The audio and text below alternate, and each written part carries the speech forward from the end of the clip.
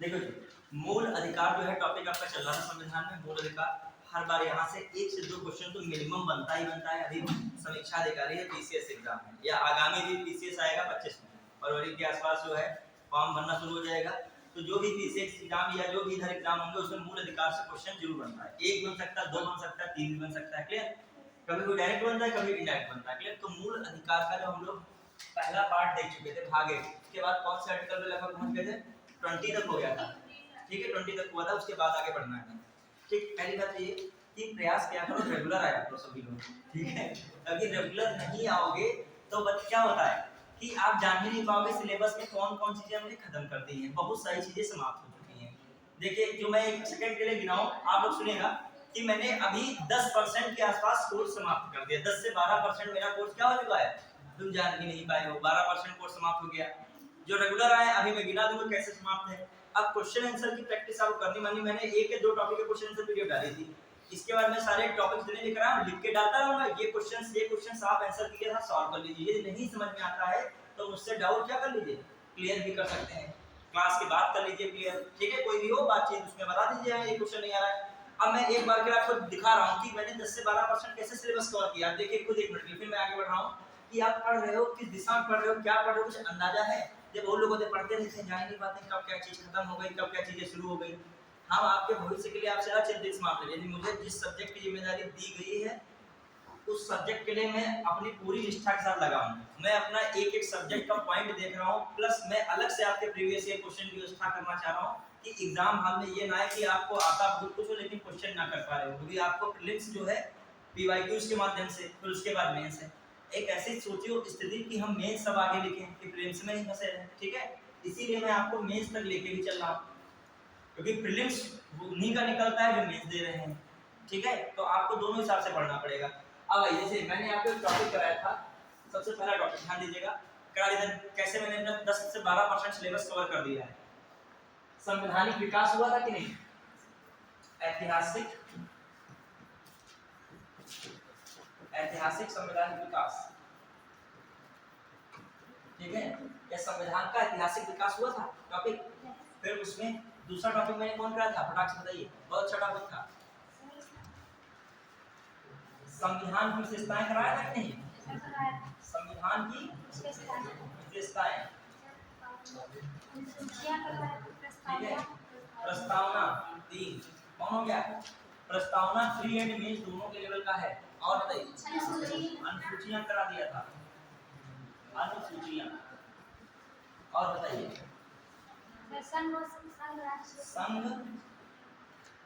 संघ और उसके क्षेत्र। और डीपीएससी हुआ था कि नहीं? अभी और मूल अधिकार चल रहा है। अब आइए, मूल अधिकार क्या है चल रहा है, आप ध्यान दीजिएगा। मूल अधिकार चल रहा है। अब देखो, तुमने इसी में नहीं संक्षेप में नागरिकता पढ़ा है कि नहीं? 5, 6, 7, 8 आर्टिकल नहीं भी पढ़े? मेरे साथ संक्षेप में बताया कि नहीं बताया आर्टिकल? नहीं, मतलब हमने डिटेल में नहीं पढ़ा है, लेकिन सामान्य आर्टिकल बताएं कि 5 से 11 तक। चलिए बताया था, लेकिन भी डीपली वो नहीं हुआ कि अभी लेक्चर की क्लास नहीं मिली नागरिकता की। क्लियर? उस दिन इतने ज्यादा टॉपिक थे तो कवर नागरिकता नहीं हो पाया था। लेकिन आपके किसमें आ चुका है, बहुत सारी चीजें किसमें आ गई, संघ और उसके क्षेत्र में। तो ये टॉपिक जो शुरुआत के हैं ये 10% के आसपास आपके हैं। ठीक है, अब जो आपका बचेगा इसके बाद, अभी डीपीएसपी बचेगा। कौन सा है? डीपीएसपी 10% में। और थोड़ा सा कौन से यहाँ पे है, फंडामेंटल ड्यूटीज। कौन है? Fundamental duties. ये आपका 15% के शुरुआती जो टॉपिक्स हैं ये सारे हैं। अब आपका जो इसके बाद है में वो संघ की क्या है, संघ की कार्यपालिका। कार्यपालिका कौन कौन है? और विधायिका। संघ की कार्यपालिका और क्या, विधायिका। उसमें आपका पूरा संसद, पूरे कार्यकारी जितनी भी चीजें हैं, संघ की सारी चीजें निपट जाएंगी। क्लियर? उसी में आपका जो है फिर आपका यहीं पे संघ के बाद आपको यहाँ पे वर्ड एक बढ़ जाएगा। कौन? फिर किसी पढ़ोगे, राज्य की पढ़ोगे। फिर राज्य के बाद आपका क्या, न्यायपालिका है। न्यायपालिका में किस तरीके का डिजाइन है न्यायपालिका, उसमें आप क्या पढ़ोगे, सुप्रीम कोर्ट और हाई कोर्ट। अब जो सुप्रीम कोर्ट हाई कोर्ट में बहुत सारी चीजें पढ़ोगे, वो हल्की सी टच कहां से रहती है, मूल अधिकार से। कहां टच होती है, मूल अधिकार। अभी जो रिट्स पावर है वो स्पेशली तो आप किसमें पढ़ोगे, सुप्रीम कोर्ट और हाई कोर्ट में, लेकिन टच यहाँ हो जाएगा, हल्का जानकारी यहाँ हो जाएगी। क्लियर। फिर आपका बचा ही क्या है, संवैधानिक जो भी आयोग है, जितने भी आयोग, संवैधानिक, वैधानिक, ठीक है, कार्यकारी, सभी प्रकार के क्या आयोग होते हैं, ये आयोग के बारे में देखोगे। संशोधन जितने भी महत्वपूर्ण है उनकी प्रक्रिया हो जाएगी। और सिलेबस ही नहीं है, मेन टॉपिक है, बस उसी में विस्तृत होता चला जाता है। कार्यपालिका के मान लीजिए अंश कौन से हैं, प्रधानमंत्री है, महान्यायवादी है, जितने भी प्रकार के मंत्री हैं उनको पढ़ोगे। विधायिका में पूरी संसद आती है, लोकसभा है, राज्यसभा है, आपका राष्ट्रपति है, क्लियर, तो इनको पढ़ोगे। कार्यपालिका में उपराष्ट्रपति आ जाएगा, उसको पढ़ोगे। मतलब इन्हीं में से शाखाएं निकलती चली जाएंगी। मेन है क्या, है तो पॉलिटी तो नहीं मेन इतना। और आपको 20 से 25 नंबर का क्वेश्चन दे जाएगा। यहाँ दो क्वेश्चन के लिए आधी किताबें पढ़नी पड़ती हैं, वहाँ पर पूरा आपको 25 क्वेश्चन करीब दे जाएगा। प्रीवियस ईयर चेक कर लीजिएगा, अभी जो मैं वो भेजे कोई पीडीएफ वगैरह, जो टीसीएस 2022 और 23 का चेक कीजिएगा, जितने टॉपिक पढ़ाए उनमें से क्वेश्चंस आए हैं। जितने टॉपिक हमने पढ़ाए हैं मिलाइएगा, बिना देखे तो 22-23 के क्वेश्चन इसमें आपको आराम से मिल जाएंगे। मान लीजिए इतने टॉपिक से 6 क्वेश्चन आपके बन गए पॉलिटी में, और आप 6 इतने क्लास छोड़े बैठे, 6 से 7 क्वेश्चन आप पीछे होगा कि नहीं, उन बच्चों से पीछे होगा जो अच्छे स्तर के हैं, समझ रहे हैं कि नहीं। ऐसे ही तो पूरा होगा। और क्या सोचते हो एकदम से कोई टीचर आपको 2 दिन के महा मैराथन में आपको जो है 25 क्वेश्चन दे देगा, फिर बेकार बच्चे की काम लगा, ये सब क्यों लिखी गई। आइए अगला पढ़ रहे हैं। तो ये क्वेश्चन चल रहे हैं, मतलब हमने 6-7 क्वेश्चन आपको कम से कम करा दिए हैं पीसीएस की प्रारंभिक परीक्षा के। इतना डीपली टॉपिक पढ़ाया है, कैसे भी क्वेश्चन है घुमा फिरा के कर ले जाओगे। अब आ जाइए नेक्स्ट टॉपिक जो हम लोग चल रहे थे, मूल अधिकार में। अब वही कर रहा हूं मैं, कोई तो क्लास मत मिस करो। आप जो है इस जो पॉलिटी लगभग देखिए 150 क्वेश्चन आपके पीसीएस में आने हैं, सब लोग ध्यान दीजिएगा इस पे कि आप अपना जो है मकान कहाँ खड़ा करोगे, फिर फिनिशिंग करोगे। मेन है स्कोर 100 के आसपास करना है, इसलिए बता रहा हूँ क्योंकि मैंने 2 बार मुख्य परीक्षा इधर लगातार 22 और 23 दी है, तो मैं भी प्लान से प्रीलिम्स निकालता हूँ। ऐसे नहीं जरा सब, ऐसे तो लाइब्रेरी में भी सारी किताबें लगी हैं, तो सबका जो है 10 लाख भरे फॉर्म, 10 लाख का हो जाना चाहिए। पढ़ तो सब डालें, पढ़ने से नहीं कुछ होता है, आपका बेस बनाना चाहिए। अब हम भी हर बार टारगेट करते हैं 100 के आसपास टारगेट करते हैं, मतलब इतना तो चाहिए प्रीलिम्स के लिए। 10 लाख की भीड़ है तो 100 तो कम से कम कट पिट के चाहिए, कट पिट के सही होंगे 120 करीब, 116-15 150 में, तब तुम्हारे कितने चाहिए 100। जब अदर वनडे एग्जाम में इतनी कट ऑफ है तो पीसीएस में बहुत जा रहे हैं ना, तो आपको मेन तैयारी तो कर, लेकिन आप देखो तो स्ट्रेटजी तो बनाओ, कहाँ कुछ हो पाएगा, कैसे हो पाएगा, किस पढ़ते ही रहेंगे जीवन भर, कुछ बनाओ तो प्लान उसका। तो मान लीजिए आप 150 में कितना क्वेश्चन टारगेट रखते हो, मान लीजिए जिसका इस बार नहीं है 25 में 26 में गुजरना तो पड़ेगा, इसी से 150 क्वेश्चन थोड़ी बदल जाएंगे। जो विधायिका में संशोधन हो जाएगा कि पीसीएस में जो है 100 क्वेश्चन का पेपर होने लगेगा, होगा इतने का, उसमें संशोधन में कुछ नहीं हो रहा है। 150 क्वेश्चन में 100 करना है। अब आप 100 को कैसे अचीव करेंगे, इसके लिए पॉलिटी रामबाण है, पॉलिटी पढ़ो, सभी की दवा है पॉलिटी। यहाँ पर पॉलिटी क्या करोगे, 25 तो खींच ही सकते हो, 25 क्वेश्चन है मतलब मिनिमम। अभी पिछला समीक्षा के लिए 22 आए थे, अब 22 में 19-20 कर सकते थे, 19 तक तो 2 मान लीजिए कंफ्यूजन हो सकते हैं, जो पूरी पार्टी पढ़ाओगा 19 यहाँ से रील ले सकता था इसमें, लेकिन वो समीक्षा निकाय कितने का 140 में 19 और इसमें हो जाए तो वही पीसीएस में कितना हो जाएगा 25-26 मिनिमम है। अब 25-26 में पॉलिटी मैथ है, दिखा दिया सिलेबस कितना है आपको, हर टॉपिक पे पकड़ हो तो लगभग 25 में 22-23 निकाल ले जाओगे। 22 में 28 क्वेश्चन आए थे पिछली बार, पीसीएस 22 में 28 के आसपास, हमारे 28 के 28 सही थे। यहाँ से हमारे नहीं, जो भी क्वालिटी पढ़ा होता ढंग से उसके सही होते, कोई हमारा ही नहीं, तुम्हारे भी सही होते, जिसने भी शायद जो 29-30 होते उसके उतने भी सही होते, हमारे नहीं सही। अब बताओ 100 में यदि हम यहाँ पे 28 खींच लेंगे तो हमें कितना बचा क्वेश्चन, कितना बचा 72 ही तो बचा। अब आपका हिस्ट्री चिल्ला कह रहा है हम भैया 25 से नीचे आएंगे नहीं, हिस्ट्री 25 से 30 क्वेश्चन जरूर आएगा, हिस्ट्री पर भी आप तगड़ा खेल खेलो, इसका 25-30 से इसमें 20-22 करने का प्रयास करो। अब बताओ अकेले तुम यहाँ दोनों विषय से कितना उठा के कर सकते हो, 50 के आसपास है, तुम यहाँ से 50 आए तो 40 के आसपास यहीं से खींच सकते हो। बताओ दुनिया भर का पवारा पढ़ रहे हो, ये 100 क्वेश्चन में 40 क्वेश्चन तुमको कहाँ मिल रहा है, हिस्ट्री और पॉलिटी। और पिछली बार जो देख लो ज्योग्राफी वाला विषय, ज्योग्राफी का भी जो देख लिया जाए, ज्योग्राफी में इन्वायरमेंट अकेले वो 22-23 दे दिया, ज्योग्राफी पूरा जोड़ लिया है, ज्योग्राफी के 40 से 45 क्वेश्चन पूरा ज्योग्राफी आया था, कभी ज्यादा देता है, कभी इन्वायरमेंट 5-6 आएगा, कभी 10-12 आएगा, कभी 22 आएगा, तो आयोग पे है।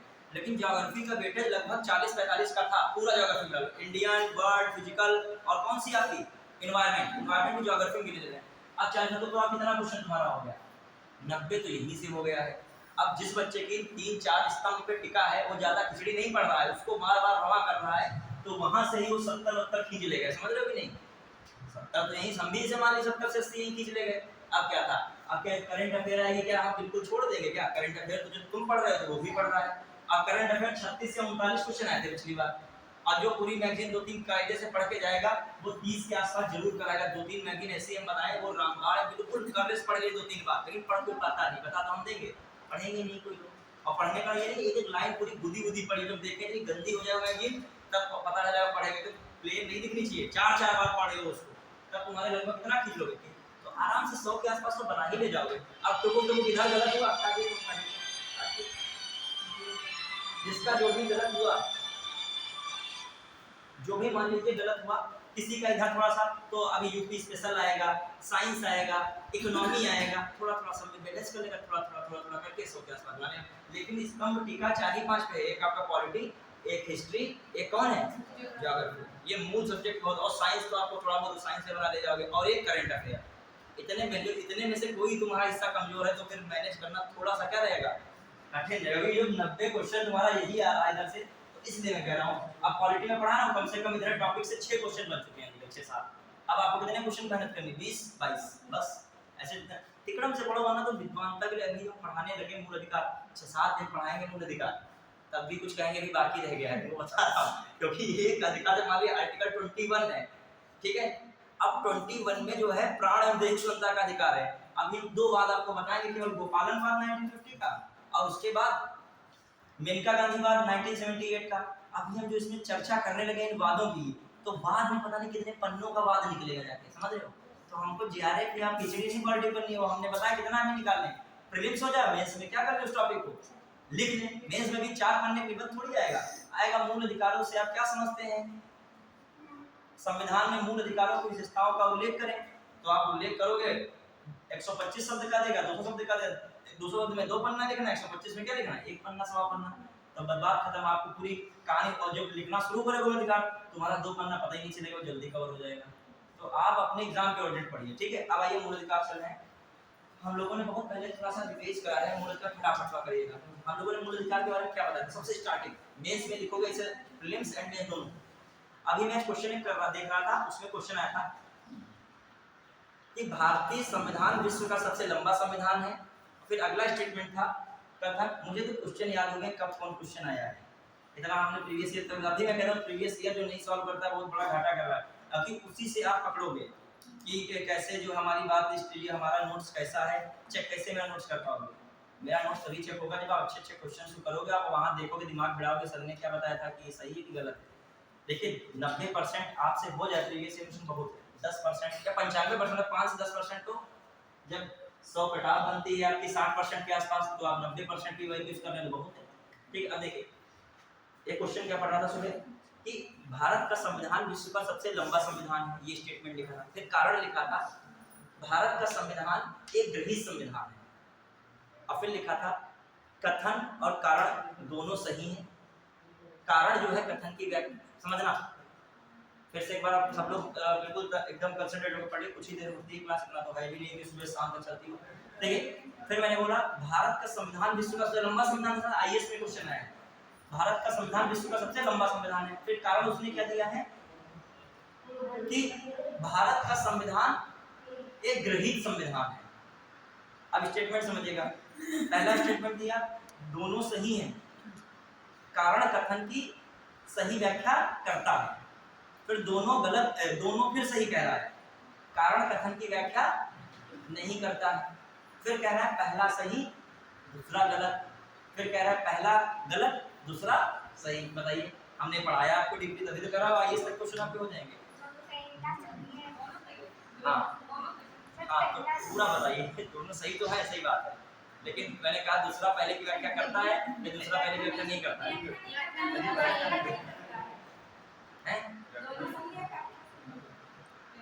बताइए क्यों नहीं करता है? जो करता है, जो बताइए करता है तो क्यों करता है, जो करता नहीं तो क्यों नहीं वाले ना, बताइए। क्योंकि सर वो ग्रहित है, सर इसका मतलब लंबा लंबा से कोई कनेक्शन नहीं है सर, मतलब कि लिखा गया है, ज्यादा लिखा गया है। ग्रहित का मतलब जानते हैं पहले? ये लग गया ग्रहण करना चाहिए। हाँ, ग्रहण करना, ग्रहित का मतलब क्या है? ग्रहण करना। हाँ, दोनों सही है और दूसरा पहले की व्याख्या करता है। नहीं हमें भी नहीं पता, समझिएगा ये अच्छा क्वेश्चन है। अच्छा अब आइए अपने नोट्स में आइए। नोट्स में मैंने क्या लिखा था, जब भारत का संविधान विश्व का सबसे लंबा संविधान, उसमें मैंने क्या कीवर्ड्स लिखा था, याद कीजिए कीवर्ड्स क्या लिखा था मैंने। पहला कीवर्ड क्या लिखा था, भारत का भौगोलिक विस्तार और विविधता, लंबा का कार्ड लिखा था। दूसरा लिखा था भारतीय संविधान का, जो भारतीय संविधान पर 1935 अधिनियम का क्या है प्रभाव पड़ा। तीसरा पॉइंट क्या लिखा था मैंने, ये बात नहीं लिखा थी मैंने, एक और लिखा था केंद्र और राज्य का अलग अलग संविधान है, इसीलिए भारत का संविधान क्या है बहुत लंबा है। कानून विशेषज्ञों की इसमें क्या रही है, ज्यादा भूमिका रही है, तो इसीलिए भारत का संविधान क्या है लंबा है। लेकिन ये कहीं नहीं लिखा था कि भारतीय संविधान विभिन्न देशों के संविधानों से लिया गया है, इसीलिए भारत का संविधान क्या है लंबा है। तो देखिए विभिन्न देशों के संविधान से लिया गया, लेकिन सब थोड़ी उठा के ले लिया गया है, उनको छान करके लिया गया है। बिहार अम्बेडकर की मैंने बात बताई थी कि नहीं, तो छान करने क्या होता है कि जो मेन मूल चीज है, जैसे मान लीजिए जूस मतलब मौसमी है, तो उसमें से जूस आप निकाल ले, बाकी कचरा क्या कर रहे हो, तो वो तो सब कुछ में विस्तार तो नहीं आएगा ना, वो तो कॉमन सी बात है। क्लियर, तो ये क्या बात हो गई यहाँ पे, पहला सही है, सही दूसरा भी है, लेकिन दूसरा पहले की व्याख्या नहीं करता है। क्यों नहीं करता है, क्योंकि लंबा संविधान होने के कारण मैंने जो लिखाए थे उनमें से कोई भी कारण इसमें नहीं मिल रहा है। ग्रहण करना वो अलग बात है, ग्रहण करने में मैंने छान कर लिखा था, समझ रहे। ऐसे स्टेटमेंट वाइज क्वेश्चन होते हैं कि केवल ये नहीं फैक्ट आपको पता है, वो पता होना चाहिए, अंडरस्टैंडिंग वो आएगी क्लास में, और क्लास के बाद नोट्स को थोड़ा आप अपने आप समझोगे, और थोड़ा सा अपने को रोक कर, मतलब जो क्या है जब क्वेश्चन आंसर बताओ थोड़ा सा अपने को पहले सांसें थोड़ा सा अपनी जो पहले देखोगे क्वेश्चन तो एकदम सांसें बढ़ जाएंगी, अप डाउन होने लगेगा, तो बस सांसों को कंट्रोल करो तब करो। अभी हर क्वेश्चन जो पीसीएस वालों के लिए एक साल होता है कि वो क्वेश्चन 4-5 गलत कर दे, फिर अगला साल इंटर में फेल होने कितना दुख होगा समझो, वही तो दुख इसका भी है। आप उसमें इसमें नहीं इतना दुखी होते, इंटर में मान ले फिर हो कितनी प्रतिष्ठा हो, क्या क्या दिक्कत होती थी आपको मान लो, वही हाल एक साल है इसमें भी, ठीक है। आइए अब आप हम लोग देख रहे हैं, तो आपका मूल अधिकार में असमझ है, क्वेश्चन ऐसे ही आते हैं थोड़ा सा, तभी मैं कह रहा हूं नोट्स को कायदे थोड़ा पढ़िएगा। ऐसे क्वेश्चन की भरमार मिले, समीक्षा अधिकारी में व्याख्या करते हैं कि नहीं करते, कि लाइन लगी थी, देखना उस बार समीक्षा अधिकारी जो आया था क्या इसमें निरस्त हुआ है, उसका कैसे हर क्वेश्चन लगभग व्याख्या करता है या नहीं करता है। अब आइए कैसे हम लोगों ने मूल अधिकार को स्टार्टिंग पढ़ा। एक चीज फिर बता रहा हूँ, बढ़ाते रहे, बीच में जरूर बोलता हूँ ये बात कि जब तक आप रेगुलर क्लास नहीं आओगे तो पिछली क्लास में जो चीजें होंगी आगे क्लास में वो भी नहीं समझ में आएगी। जो आज बच्चे आए हैं वो कल जब आए, आज नहीं आए हैं, कल जब पढ़ेंगे तो उनको ये लगेगा क्या सर बता रहे हैं, क्या ये दिमाग नहीं करता है, क्या बवाल है, समझ रहे होता है। हम हो तुम्हारी जगह हम भी यही हो, जब आप कंटिन्यूअस होगे कोई चीज के लिए तभी आप उसका जो आनंद उठाओगे, पढ़ाई का आनंद तभी आएगा।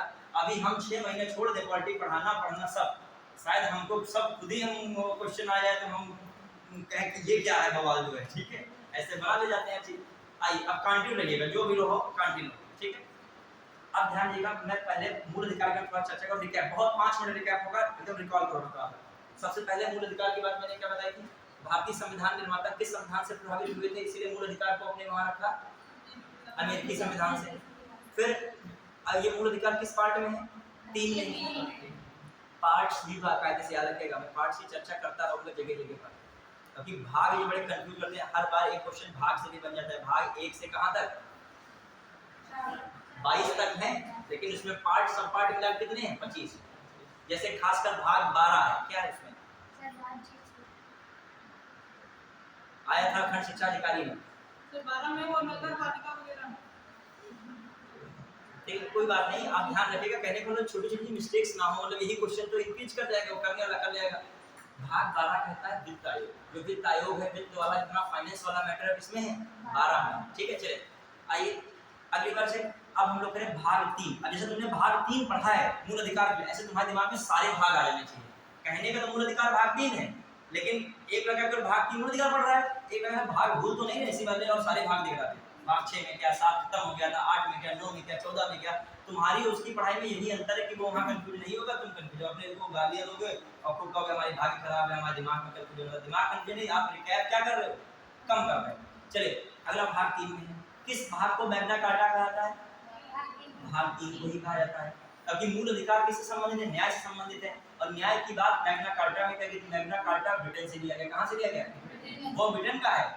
ठीक है, अब आइए अगली बात। अब ध्यान दीजिएगा, फिर मैंने क्या बताया था, मूल अधिकार क्यों आवश्यक है? क्योंकि सरकार की कोई भी जो है कठोर कानून है, उससे नागरिकों की आजादी की सुरक्षा कौन प्रदान करता है? मूल अधिकार देता है। या कह लीजिए विधायिका द्वारा बनाए गए कानूनों के क्रियान्वयन में तानाशाही पर क्या लगाता है? रोक लगाता है। प्लस शरीर के सर्वांगीण विकास के लिए भी कौन जरूरी है? मूल अधिकार। सर्वांगीण विकास में कौन कौन अधिकार जरूरी है? कौन से विकास आते हैं? शारीरिक, मानसिक, बौद्धिक और आध्यात्मिक। क्लियर? फिर आपके कहां से आर्टिकल पढ़े थे? 12। आर्टिकल कौन सा था? 12। मैंने कहा 12 से 35। क्लियर? तो 12 आर्टिकल में क्या था बताइए? 12 में कौन कौन सी परिभाषाएं दी हैं? एक तो बात दी है संघ की कार्यपालिका विधायिका। फिर 12 का उसमें फिर दूसरी बात है, पहली बात सुनिएगा, 12 में दिया गया वर्ड राज्य। क्या दिया गया है?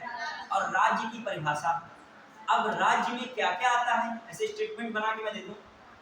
मूल अधिकार के अंतर्गत आर्टिकल 12, मूल अधिकार के अंतर्गत आर्टिकल 12 में राज्य की परिभाषा दी गई है। राज्य में सम्मिलित हैं, स्टेटमेंट देगा, संघ की कार्यपालिका विधायिका, राज्य की कार्यपालिका विधायिका, स्थानीय निकाय से संबंधित सरकार, फिर लिख दूं उपयुक्त सभी।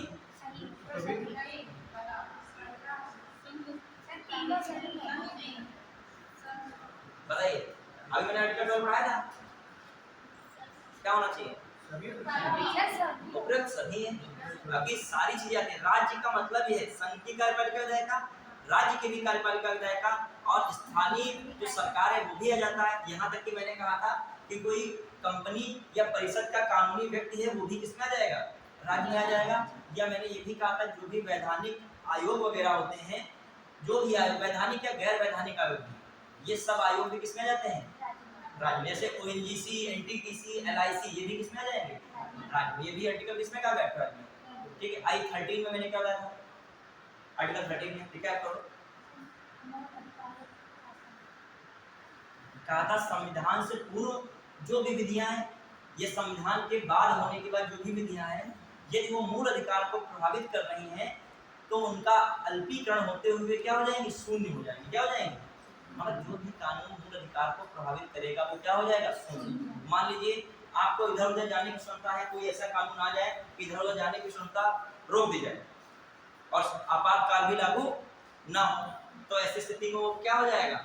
यदि आप कोर्ट चले जाएंगे, न्यायपालिका चलेंगे, वो कानून क्या हो जाएगा? शून्य हो जाएगा। कौन आर्टिकल कहता है? 13। क्लियर? फिर आइए 14, विधि के समक्ष समानता और विधि का समान संरक्षण। अभी मैं हाल ही में प्रीवियस ईयर सॉल्व कर रहा था, ये क्वेश्चन देखा था, आया था 2023 बीपीएससी में आया था। 23 जल्दी का क्वेश्चन है, बहुत जल्दी का, इधर 22-23 में हुआ है। उसमें आया था विधि के समक्ष समानता किस देश से लिया गया है? सर ये दिया गया था जापान। ऑप्शन सुनिएगा, जापान से लेकर दिया गया है, ब्रिटेन है, यूएस है और जर्मनी है। मैंने क्या बताया? जो जो वर्ड्स आप पढ़ते हो उसमें चर्चा दिमाग में। क्या पूछा उसने? विधि के समक्ष समता या समानता, विधि के समक्ष समानता किस देश से ग्रहण किया गया है? समझ पाए कि नहीं? कहां से लिया गया है? ब्रिटेन से। क्योंकि ब्रिटेन से लिया गया है विधि का शासन। क्या लिया गया? और विधि का शासन तभी संभव है, विधि का शासन या विधि का कानून तभी संभव है जब क्या होगा? विधि के समक्ष क्या होगी? समानता होगी। ठीक है, अब आइए दूसरा पॉइंट, अमेरिका से क्या लिया गया? ये मैं इस क्वेश्चन थोड़ा और आगे बढ़ा दूं। विधि का समान संरक्षण कहां से लिया गया है? अमेरिका से। तो समझिएगा, एक स्टूडेंट ने केवल आर्टिकल 14 पढ़ा और पढ़ के निकल गया विधि का समान संरक्षण, विधि के समक्ष समानता, लेकिन क्वेश्चन 2 वर्ड्स आए हैं। आर्टिकल 14 में कितने वर्ड आए हैं? 2 मतलब लाइन आई है। एक मैं कह रहा हूं विधि के समक्ष समानता, और एक क्या है? विधि का समान संरक्षण। ये कहां से लिया गया? याद रखिएगा, कहां से लिया गया? ब्रिटेन से। और ये कहां से लिया गया है? यूएसए से। ठीक है, याद रखिएगा। समझ पाए कि नहीं? क्लियर? हालांकि विधि के समक्ष समानता है क्या? कुछ अपवाद हैं, जैसे जो राज्यपाल होगा, राष्ट्रपति होगा, जब तक अपने पद पर रहेगा गिरफ्तार नहीं किया सकता है, जेल नहीं जा सकता है, अभियुक्त नहीं बना सकता। ये क्या है? अपवाद है। कुछ और भी जैसे हैं, जैसे विधायिका के तहत मान लीजिए संसद में, लोकसभा राज्यसभा, वहां पर जो सदस्य हैं कोई भी उठा पटक करते हैं तो उस पर कानूनी कार्रवाई नहीं की जाएगी। यदि आप इस तरह के कुछ उल्टा पुल्टा करते हो, मारपीट करते हो, बाहर आके कुछ हंगामा करते हो तो शायद विधिक कार्रवाई हो जाए, लेकिन संसद के अंदर ये सब कुछ नहीं हो सकता है। प्लस एक और उनको अधिकार है कि जो भी उनकी प्रक्रिया होगी उसके आधार पर न्यायालय में सुनवाई या चुनौती नहीं जा सकती, उनको मतलब संरक्षण प्राप्त है। तो वहां पर समता कहाँ रहेगी? क्या समानता रहेगी? तो कुछ अपवाद है, मान लीजिए कहा ऐसे और फिर सेंटेंस किया बजाय, वो नहीं कह रहा कि विधि का समान विधि के समक्ष समानता है, आर्टिकल 14 कहता है बजाय, बजाय में लिख दिया, मतलब ये बातें कौन मैंने बात है, ये विधायिका में उनको मिला है पावर कि नहीं, जो भी वो बोल सकते हैं या कुछ भी वहां होगा उसमें कोई भी न्यायालय में टीका टिप्पणी नहीं हो सकती है। प्लस जो भी वहां की कार्यवाही होगी उस कार्यवाही के आधार पर कुछ भी मतलब जो भी वहां घटित होगा न्यायालय में वहां नहीं आ सकते हैं। ये सब किसके आधार पर छूट मिली है? वो अलग है, उनको इससे वो इतर है, अपवाद है समझो इसका। हर लगभग आर्टिकल में कुछ ना कुछ अपवाद मिलेगा। अभी जैसे आएगा आर्टिकल 23, अभी अपवाद बताऊं, वैसे उसमें लिखा है बलात्श्रम, मानव दुर्व्यापार। कहा जाए बलात्श्रम, बलात्श्रम का मतलब क्या होता है?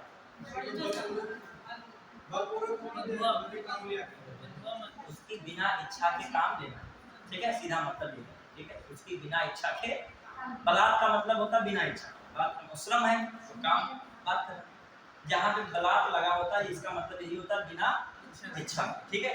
अब बिना इच्छा के बलात् में कार्य लिया जा रहा है, तो अब कभी कभी ऐसा भी सरकार द्वारा सर्कुलेशन जारी होता है कि सबके लिए वो चीज हो जाती है, होता है कि नहीं, कि कह दिया गया कि सभी लोग जो है कोरोना में अपने अपने घर से आधा किलो राशन पानी दें, या सभी लोग जो भी हैं जितने भी लोग हैं सभी लोग जाके ग्राउंड में पानी की समस्या के सभी लोगों को पानी पिलाए, पता नहीं कहीं से भी प्यासे लोग आ गए हैं, बस सभी के लिए जारी हुआ। मालिक कर्मचारी सरकारी हैं आप, तो कहा कि गौ सेवा के लिए आपके सभी से कुछ ना कुछ अंश क्या है सैलरी से काटा जाएगा।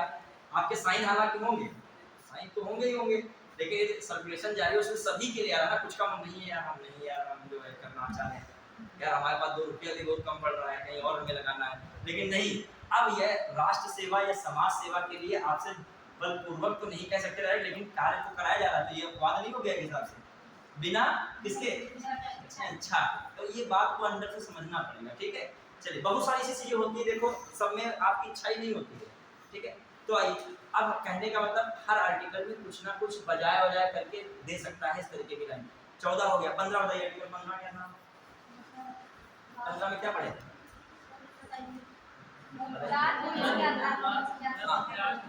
जो है धर्म है, जाति है, लिंग है, निवास यहाँ नहीं था, मूल स्थान था। सुनिए वर्ड याद रखिएगा, वर्ड पूछा गया है, क्वेश्चन नहीं बता रहा हूँ, वर्ड पे क्वेश्चन आया वहाँ 4-5 देगा, 1 2 3 4 5 अगर इनमें से कौन से वर्ड हैं, शब्द हैं, तो वहाँ तुम्हारा मन हो रहा है निवास बोलने का, वहाँ निवास वाला ये क्या हो गया, ये तो जन्म स्थान और निवास में कुछ अंतर होता है क्या? निवास वो है जहाँ आप रह रहे हैं वर्तमान में, और जन्म स्थान वो है जहाँ पर आपका मूल रूप से क्या हुआ है, जन्म। मान लीजिए हमारा जन्म गाँव में हुआ है, ठीक है, और गाँव में मान लीजिए XYZ कोई गाँव है और रहे हम यहाँ रहे, तो हमारा निवास और जन्म स्थान में क्या रहेगा? आप ही लोगों में से हॉस्टल में मान लीजिए रह रहे हैं तो निवास अलग है और क्या है, जन्म स्थान अलग है। पता रहा जन्म स्थान अब रह गया है कि गांव में वो नहीं रह गया है, वहाँ गैया बछड़ा बन रहे हैं, पता चला, ठीक है।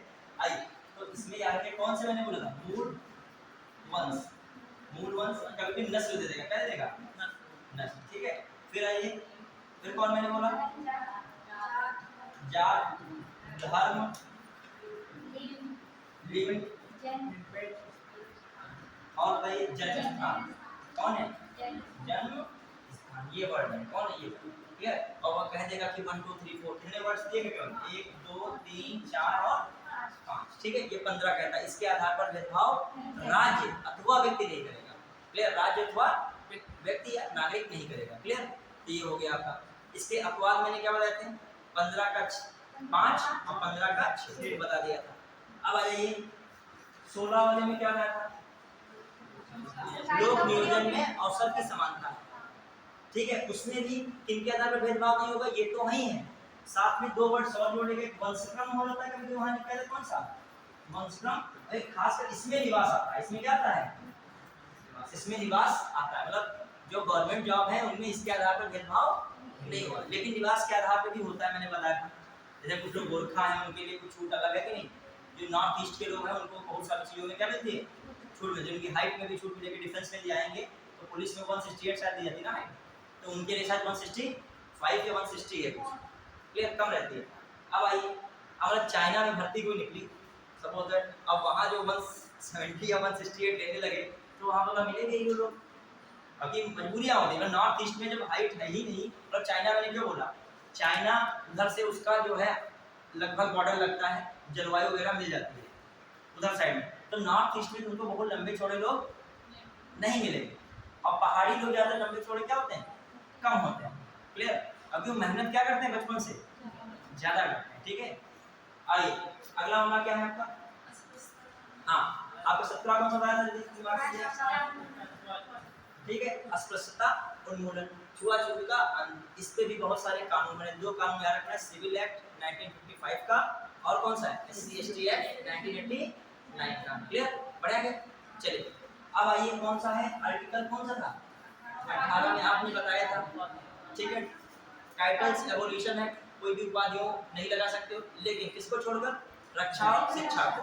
एक ये भी बात है, कोई विदेश से व्यक्ति यहाँ आता है वो बिना राष्ट्रपति की अनुमति के कोई भी उपाधि इत्यादि नहीं धारण कर सकता है, और यहाँ का व्यक्ति कोई विदेश भी जाता है तब भी यहाँ के राष्ट्रपति से वो क्या देगा, उसको अनुमति देनी होगी वहाँ उपाधि धारण करने के लिए, समझ रहे कि नहीं। उपाधि यहाँ नहीं, यहाँ कोई विदेशी आके यहाँ ले सकता है, ना यहाँ का व्यक्ति वहाँ ऐसे ले सकता है। अब आइए, इससे मान बहुत सारी उपाधियाँ मिलती हैं। अभी नरेंद्र मोदी जो है भूटान गए थे, भूटान यात्रा में उनको कौन सी उपाधि दी गई थी, आप लोग बताइएगा। ये सब उपाधियां पूछी जाएंगी, पूछी जाती हैं एग्जाम से, एकदम समझ से आता है, दिमाग घूम जाता है वहाँ पे। सर्वोच्च नागरिक का पहला किसी भारतीय को पुरस्कार मिला है वहाँ, वो लोग अपने नागरिकों को देते हैं पुरस्कार, लेकिन कभी ऐसा पहले किसी बाहरी व्यक्ति को दिया गया है ये पुरस्कार, उसका नाम क्या है, भूटान में गए थे कि जितने भी यात्राएं हो किसी की भी हो, खासकर राष्ट्रपति और प्रधानमंत्री और विदेश मंत्री की भी जोड़ना, विदेश मंत्री पूछ लेता अक्सर है, और ये भी देखना कौन किसमें भाग ले रहा है, मतलब सब में तुम राष्ट्रपति प्रधानमंत्री लगा रहे हो, वहाँ पे प्रतिनिधित्व कौन कर रहा है, विदेश मंत्री एस जयशंकर कर रहे हैं, तो ये सब चीज़ों पे क्वेश्चन बनते हैं। देखिए पिछली बार भी बहुत सारे ऐसे क्वेश्चन आए थे, समीक्षा अधिकारी जो पिछला भी हुआ था उसमें जो मिशन वगैरह पूछे गए थे, सम्मेलन पूछे, यहाँ तक जिसने उद्घाटन किया उसका नाम तक पूछा है। प्रधानमंत्री राष्ट्रपति में बहुत अच्छा कंफ्यूजन हो गया उद्घाटन से, यूपी में समिट जो हुआ था इन्वेस्टर समिट, उसका उद्घाटन पूछ लिया था किसने किया है, और लगे योगी आदित्यनाथ को लगा दिए मुख्यमंत्री को, ठीक है। अब आप लोग बताइए कैसे पढ़ते हैं, इसकी ध्यान दीजिए। आइए आर्टिकल डायरेक्ट ग्यालपो करके आता है, डायरेक्ट ग्यालपो, ग्यालपो ये अवार्ड किसको मिला था, नरेंद्र मोदी को, भूटान यात्रा। ग्यालपो देखो सब पूरा बड़ा बवाल पूरा भूल जाओ, कुछ ऐसा कीवर्ड याद रखो, ग्यालपो वर्ड आया था, कौन वर्ड आया था, ठीक है। आइए अगला 18 बताइए क्या होता है, उपाधियों का अंत हो गया। अच्छा एक आया था बालाजी केस, उस बालाजी केस में क्या कर दिया गया था कि भारत रत्न पुरस्कार है, पद्म विभूषण पुरस्कार है, पद्मश्री पुरस्कार है, ये किसमें है, पुरस्कार की श्रेणी में, ना कि उपाधि। लोगों ने केस कर दिया कि जो ये भारत रत्न वगैरह मिल रहा है ये भी तो एक प्रकार की उपाधि है, तो कोर्ट ने कहा ये उपाधि नहीं क्या है, ये तो यहाँ स्टूडेंट भी बता सकते थे, सुप्रीम कोर्ट ने इसको पूरा व्याख्या करके बताया कि निष्कर्ष करके बताया। आइए आर्टिकल 19 बताइए, इसमें क्या क्या मैंने बता दिया, सब हो गया, आप लोग जानते हो। मैं एक दो बीच का पूछ लेता हूँ, उससे आप एग्जाम में कैसे क्वेश्चन आ सकता है फिलहाल। हाँ बताइए 19 का जो ई बताइए, 19 का ई क्या कहता है, बताइए 19 का ई क्या कहता है, निवास करने की, कहीं भी निवास करने की स्वतंत्रता भारत में, क्लियर, भारत में होना चाहिए, ऐसा नहीं कहीं भी निवास, ठीक है। और ये भी नहीं निवास का मतलब किसी घर में बिना अनुमति के निवास करने लग जाएगा तो कब्जा हो जाएगा, क्लियर। आइए तो फिर आइए अगली बात होगी। अब एफ में क्या था, वो किस में जा चुका है, 301 है कि 300 ए है या का है, ठीक है। किस पार्ट में आता है ये, पार्ट 12। अभी तो मैंने बताया संपत्ति और वित्त वगैरह किसमें आएगा, 12। अब ये भी मैंने बता दिया था। अब ये कौन सा आर्टिकल हो गया 14 15, अभी अब कौन से पहुंचे 20, अब 20 पे आ जाइए। 20 क्या था? अब आइए आप इस टॉपिक से हम करते हैं, देखिए क्या पढ़ेगा। चलिए जो बच्चे आ जाए हैं वो अब यहाँ से स्टार्ट करते हैं आराम से, लेकिन आप रेगुलर आइए, मेरे लिए रिक्वेस्ट समझ लीजिए, वरना अगली क्लास का कोई मतलब नहीं रह जाएगा किसी को। आप अपने को पूरे सिलेबस से अंत तक नहीं जोड़ पाओगे, वो लगा 25 क्वेश्चन की तैयारी कर डालेगा। और एग्जाम हॉल में सब दिखोगे, ये तो होता है, ये एग्जाम देने सब लोग जाते हो, बाद में टिकट कटा के फिर कहीं भी जाना हो, एडमिट कार्ड निकलवा के, वो काहे बिना तैयारी के जाओ, बाद में परेशान हो। ठीक है, नहीं इस साल जाओगे, अगले साल जाओगे, अगले साल नहीं उसके अगले साल, जाने के लिए तो जाओगे। फ्री के चक्कर में चले जाते हैं। फ्री किराया चक्कर में सकता, लेकिन समय नहीं मिल सकता। आई अब आर्टिकल 20 में एक चीज समझिएगा, दो सिद्ध के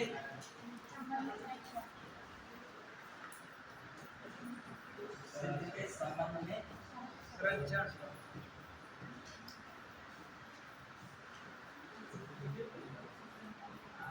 ये अपन लिख लिया, ठीक है।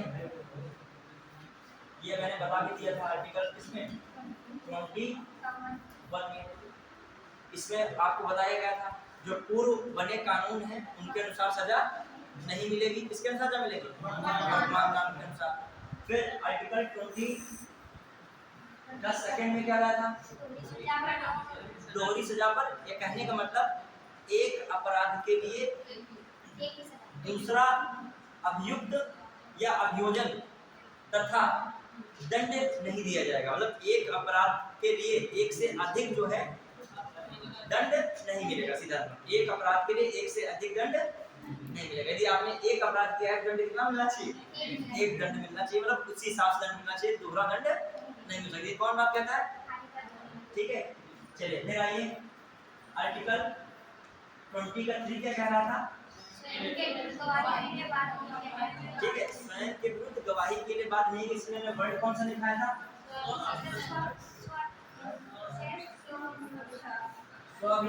वर्ड पीसीएस में तो यही वर्ड पूछेगा, ये नहीं पूछेगा स्वयं अपराध के लिए स्वयं के विरुद्ध साक्षी नहीं बनाया जा सकता है। ये भी वर्ड आ सकता है कोई, यही नहीं गवाही दिमाग में रखो। क्या है? साक्षी भी कह रहा है, मतलब अपराध के लिए स्वयं के विरुद्ध साक्षी नहीं बनाया जा सकता है।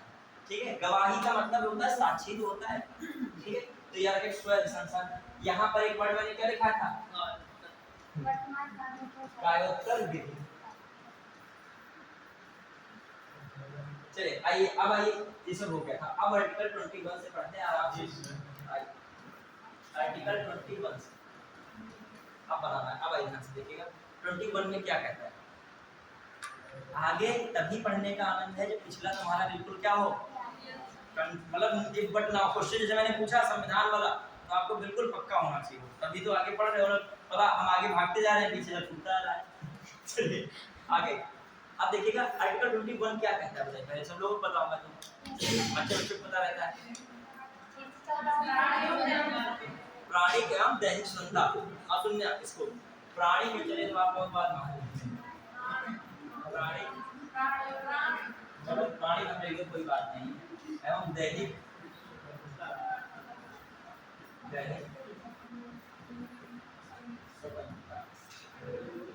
अब मैं क्वेश्चन से पूछ रहा हूँ, आप लोग बताने के तैयार हो गया? बहुत पढ़े, बचपन से पढ़े, ठीक है।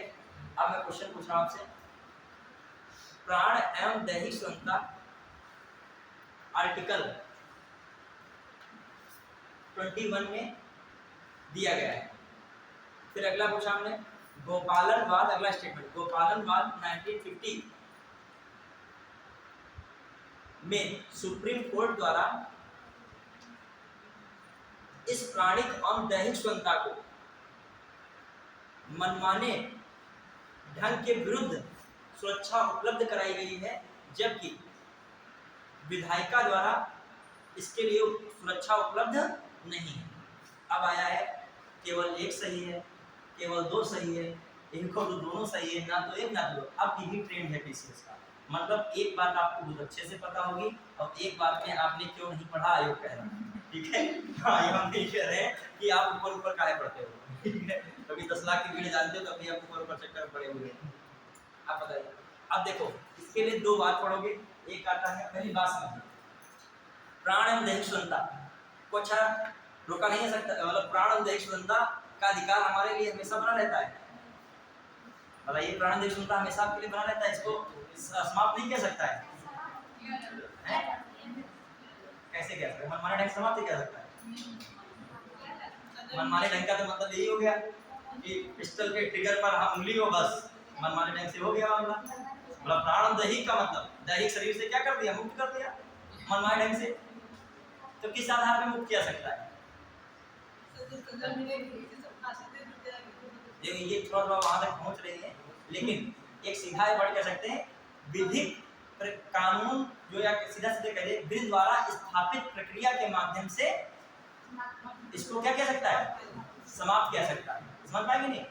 विधि द्वारा स्थापित प्रक्रिया के माध्यम से मतलब एक हिसाब से मृत्युदंड की व्यवस्था है कि नहीं, तो वहां तो प्राणी की दैहिक स्वतंत्रता खत्म हो जाएगी। स्टेटमेंट ये भी दे सकता है कि किन्हीं भी परिस्थितियों में प्राणी की दैहिक स्वतंत्रता को समाप्त नहीं किया सकता है। और जिस बच्चे ने आपातकाल की बात की होगी उसके दिमाग में नाचेगा कि बात बिल्कुल क्या है, सही है। लेकिन किन्हीं भी परिस्थितियों में आप अपराधी 10 लोगों को मार के बैठे हो तब भी आपके जो है प्राणी की दैहिक स्वतंत्रता नहीं समाप्त की जाएगी, बिल्कुल की जाएगी। ये बातें कह रहा है कि अब इसमें बात है, यही तर्क है। कोर्ट और सामान्य लोगों में यही तर्क, वो इस लाइन को पूरा क्या करेगा? व्याख्या देगा। आखिर प्राण क्या है? वो कह रहा है प्राण से मतलब केवल शारीरिक प्राण से नहीं मतलब है। आपकी आत्मा तब भी मर जाती है जब आपको कोई भला बुरा कहता है, जब आपके आत्म सम्मान को ठेस पहुंचती है, जब आपको सम्मान नहीं मिलता तब भी तो आत्मा आपकी मर जाती है। और शरीर जिंदा रहता है तो वो भी तो प्राण का क्या होना। तो सुप्रीम कोर्ट कहता है प्राण में मतलब मानवीय सम्मान से भी है। इसका मतलब किससे सम्मान संबंधित है? मानवीय सम्मान से। मानव का सम्मान भी किसमें सम्मिलित है? प्राण में। केवल शरीर की आत्मा ही नहीं, शरीर नहीं सम्मिलित है केवल प्राण में। क्या शरीर संबंधित है? मानवीय सम्मान। तो प्राण के अंतर्गत मानवीय सम्मान को भी सुप्रीम कोर्ट ने क्या किया है? व्याख्या जो है व्याख्या दी है। अब आई गोपालनवाद आया था इसमें, गोपालनवाद 1950 का, ठीक है। अब आई इस बात में क्या कहा गया? मनमाने ढंग वे प्राणी प्राण एवं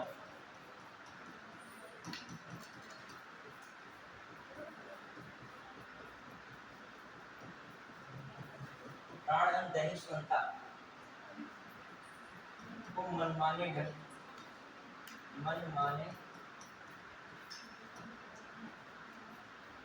ढंग के विरुद्ध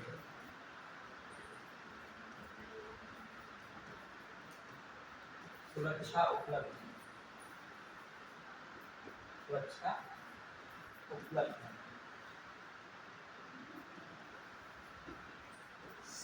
सिर्फ मनमाने ढंग की बात कर रहा है, क्या कर रहा है?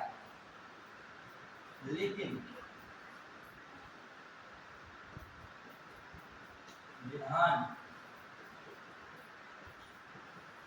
मंडल के कानूनों द्वारा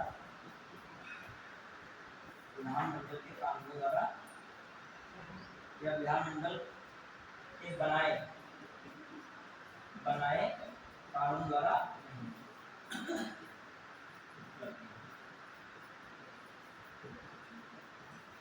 ठीक है। तो जो है ये बात किसमें हो रही है?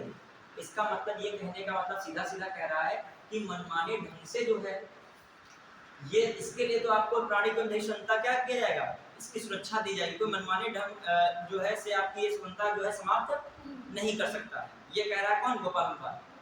समझ पाए इस बात का मतलब कि मनमाने ढंग से कोई नहीं समाप्त कर सकता है, लेकिन विधानमंडल में कानून के द्वारा क्या कह सकता है? इसे समाप्त किया सकता है। क्लियर? तो इसमें एक हिसाब से पावर किसको दे दी गई? राज्य को। राज्य का मतलब जहाँ केंद्र का राज्य हो चाहे राज्य का ही राज्य हो, समझ में? जो आपका जो स्टेट होता है उसका। क्लियर? तो अब बात आ रही है, तो इसमें ये कहीं ना कहीं न्याय संगत नहीं था। अगर मूल अधिकार है, मूल अधिकार भी तो ऐसे प्रकार का मूल अधिकार है, तो कोर्ट की या सुप्रीम कोर्ट की व्याख्या इसमें ये आ गई, इसमें राज्य ही क्या है? सर्वे सर्वा है। लेकिन जो अगला वाद आया मेनका गांधीवाद, मेनका गांधीवाद पूछा आता है मुद्दा संबंधित 1970 प्रीवियस ईयर में क्वेश्चन आया है यहाँ से। मेनका गांधीवाद कब है? 1978। इसमें कहा गया प्राण दैहिक स्वतंत्रता को न सिर्फ मनमाने ढंग के विरुद्ध बल्कि विधानमंडल के कानून द्वारा भी क्या रखा जाएगा, विधानमंडल के कानून से भी सुरक्षा क्या दी जाएगी, उपलब्ध कराई जाएगी। मतलब मनमाने ढंग के विरुद्ध भी और विधानमंडल के जो कानून होंगे उनसे भी किसको सुरक्षा दी जाएगी, किसको दी जाएगी, मूल अधिकार को दी जाएगी। किसको दी जाएगी, मूल अधिकार को। समझ पाए कि नहीं, मनमाने ढंग में दोनों बातें आ गई इसमें, क्लियर।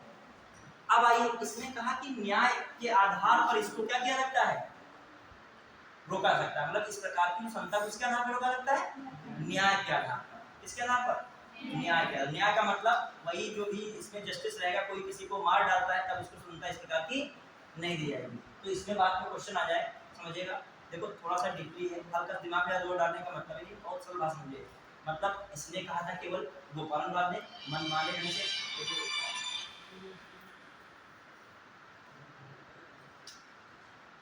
अब ये क्लास चल रही है, अभी बता रहे हैं आपको, ठीक ठीक। हाँ अब आइए, ठीक है।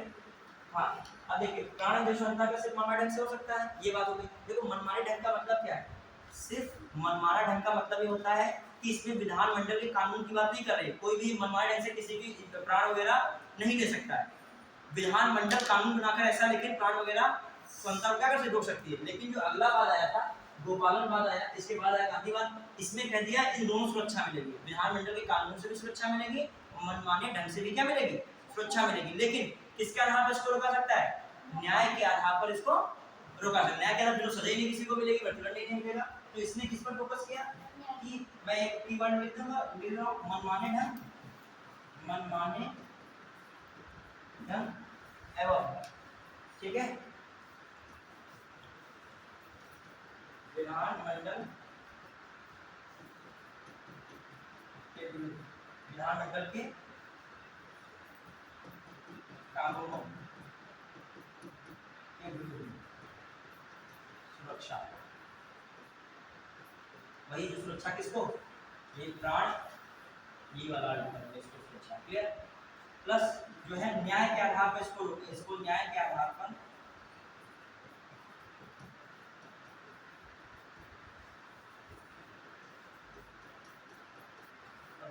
रोका जा सकता है।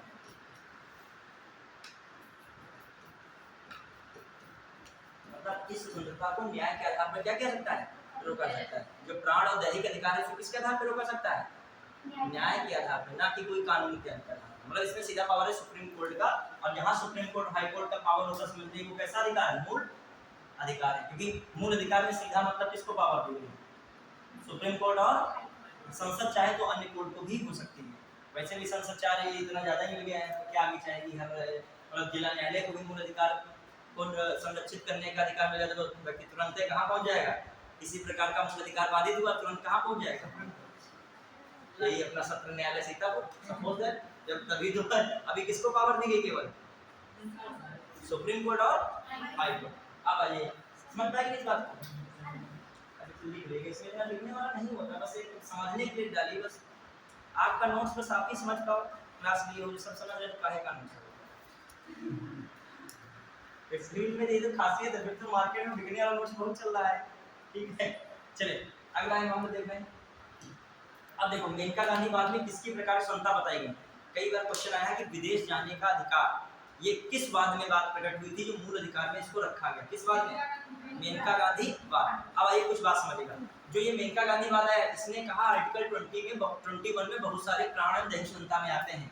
मतलब इसने कहा, इसने स्पष्ट कर दिया, प्राण और दैहिक क्षमता जो वर्ड दिया है, इसमें केवल यही अधिकार नहीं है, इसके अंतर्गत बहुत सारे अधिकार हैं। वो कौन कौन से अधिकार सुनिए, जैसे बहुत सारे अधिकार, बहुत बड़ी लिस्ट है, भेज दूंगा चाहो लिस्ट, ठीक है, लेकिन इतनी लिस्ट पूछी नहीं जाती, वही तो बता रहा हूँ, एक बार जो कहीं से पढ़ाए तो वो पूरा डिटेल में हो जाएगा।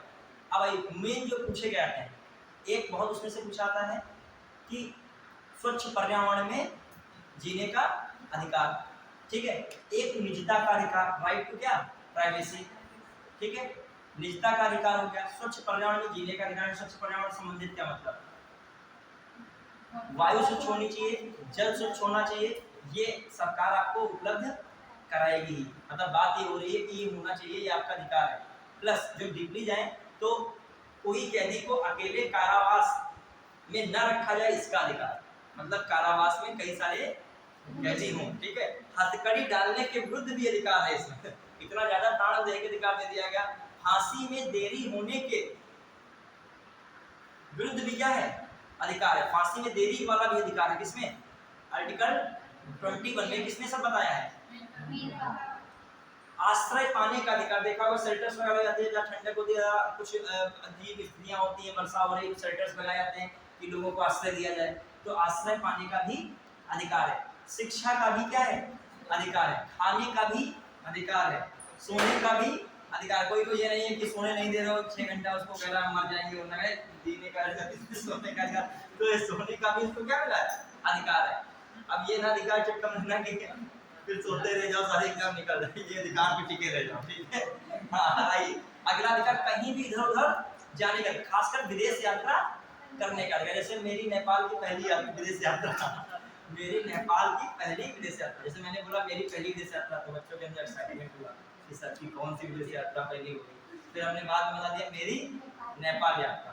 तो क्या हुआ, लेकिन नेपाल जाने के लिए हमें कोई स्पेशल जो है कह सकते हो कि ये नहीं है कि कुछ विशिष्ट लोग ही नेपाल जा सकते हैं, कोई भी विदेश जा सकते हैं। वीजा बनाइए, पासपोर्ट बनाइए, क्या है, विदेश जा रहे हो, ये भी क्या है आपका मौलिक अधिकार है, समझ रहे हैं। तो ये सब है, तो ये कुछ बात लिख लीजिए, 2-4 पॉइंट लिख लीजिए। जैसे मैं बोल रहा हूँ लेकिन देर लगती है इसमें। सर मुझे शादी का अधिकार नहीं। हाँ सुनिएगा, आर्टिकल 21 में ये भी क्वेश्चन आया है, मनपसंद विवाह करने का अधिकार है। शादी का केवल नहीं है, शादी का अधिकार वैसे भी है, जानवर भी अपना शादी नहीं, मतलब मनपसंद जो है जीवन जीने, मतलब मनपसंद विवाह करने का अधिकार। 20 में ये आया है क्वेश्चन, ये कहीं हमने पढ़ा है, क्वेश्चन में पढ़ा है, जब इन्होंने चर्चा की तो आप लिख लीजिए फटाफट। हाँ क्योंकि ये भी प्राणी को जैविक क्षमता है यार, ठीक है, लेकिन मनपसंद दोनों तरफ से होना चाहिए, समझ रहे हो। अभी ये भी तो बात है, ये बात हम व्याख्या कर रहे हैं, कोर्ट की व्याख्या समझ लीजिए। अब तुम्हारा मन पसंद है और दूसरे का मन पसंद नहीं है, तो उसमें क्या होना, विवाह तो दो की सम्मत से होता है, ठीक है, सहकारी संघवाद चलता है उसका, समझ लो, दोनों की शक्तियां बटी हुई है ना। चलिए अगला, अब आप फटाफट लिखिएगा फटाफट से आर्टिकल 21। कह दो कि हमने सर ने कहा मन पसंद विवाह दिखाते हैं तो अब हम करके ही रहेंगे, कुछ भी कोर्ट चले जाएंगे, ठीक है। सब अधिकार है लेकिन सबकी सीमाएं एक बनी हुई है, कि पापा दौड़ा के तुमको, ठीक है। चलिए अगला, कह रहे खाओगे बाद में क्या, ठीक है। एक सेकंड, ये होता है आप जॉब करते हो या आप ऐसा आपके अंदर स्किल हो या पढ़ने की क्षमता हो, बैकअप में कुछ मिल गया तो आप वो आपका व्यक्तिगत विचार, इसमें ज्यादा नहीं बोलेंगे। चलिए आइए लिखिएगा, आर्टिकल 21 में लिखिएगा कुछ बातें। हाँ, मेनका गांधी बात 1978 में सुप्रीम कोर्ट ने कुछ अधिकार बताए। मेनका गांधी बात 1978 के अंतर्गत सुप्रीम कोर्ट ने आर्टिकल 21 के अंतर्गत अधिकार दिए। आर्टिकल 21 के अंतर्गत अधिकार दिए, 21 के अंतर्गत अधिकार दिए। देखिए लिखिएगा, जैसे पहला इसमें लिख जाएगा खाने का अधिकार, सरल वाले शुरू में लिखो खाने का अधिकार, वो ऐसे ऐसे अंडरलाइन करते हैं, कॉमा लगाइए फिर ऊपर से नीचे लिखिएगा। खाने का अधिकार, सोने का अधिकार, आश्रय पाने का अधिकार, खाने का अधिकार, सोने का अधिकार, आश्रय पाने का अधिकार, विदेश यात्रा करने का अधिकार, विदेश यात्रा करने का अधिकार, विदेश यात्रा करने का अधिकार, निजता का अधिकार, निजता का अधिकार, निजता का अधिकार, क्लियर। ये अधिकार आपने किसमें लिख ली, और आर्टिकल 20 में अलग से ऊपर कहीं लाइन लिखेगा, आर्टिकल 20 में और पीछे लिखेगा मनपसंद जीवन साथी का अधिकार। हाँ, मनपसंद जीवन साथी का अधिकार, मतलब जीवन साथी का मतलब यहाँ पे किसका है, दोस्त का नहीं है, मतलब जो है मतलब विवाह संबंध है इसका। अभी कौन सा ऐसा देश हाल ही में दक्षिण एशिया का हुआ है जिसने समलैंगिक विवाह को मान्यता दी है, बताइए आप लोग बताओ। किसने दिया है, थाईलैंड। कौन सा देश है, दक्षिण एशिया का थाईलैंड, ठीक है, ध्यान रखिएगा। हाँ ये सब अधिकार हैं जैसे एक एक्स्ट्रा इट ठीक है, समझ आगे बढ़े। तो अब एक बात हो, दोनों बात हो गए और ये बात हो गई। अब आइए देखिए, अब सुनिएगा 1993 में, सुनिएगा ध्यान सब लोग सुनिए, 1993 में सुप्रीम कोर्ट क्या कह रहा है कि प्राथमिक शिक्षा का अधिकार है वो भी क्या है, आर्टिकल 21 के अंतर्गत क्या है, मूल अधिकार है। ये क्यों कह रहा है 1993 में, कौन कह रहा है, सुप्रीम कोर्ट। अब ये बात जब उठने लगी तब आगे चल के जब मतलब सुप्रीम कोर्ट बार बार व्याख्या करने लगा तब संसद में संशोधन हुआ किसका, आर्टिकल 21 में, और एक लॉ जोड़ दिया गया, कौन सा, आर्टिकल 21 का ए।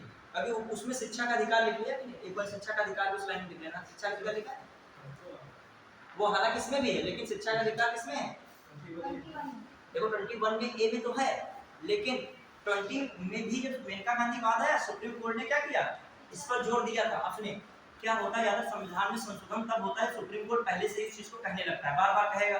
सुप्रीम कोर्ट ये कह रहा था कि प्राथमिक शिक्षा को मूल अधिकार में दिया जा रहा है, आर्टिकल में नहीं था, लेकिन सुप्रीम कोर्ट के बाद में बार बार बात आ रही थी, 1993 में कहा।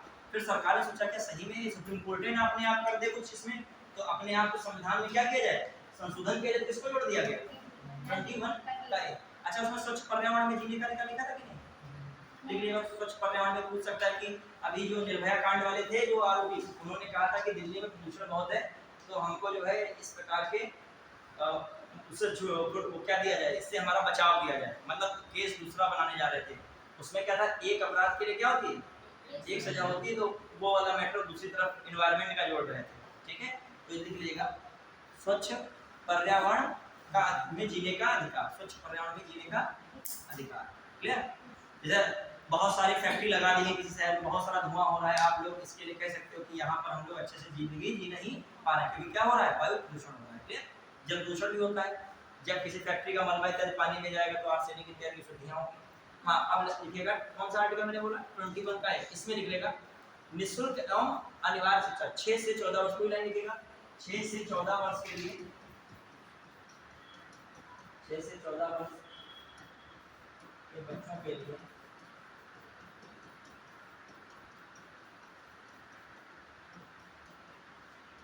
निःशुल्क एवं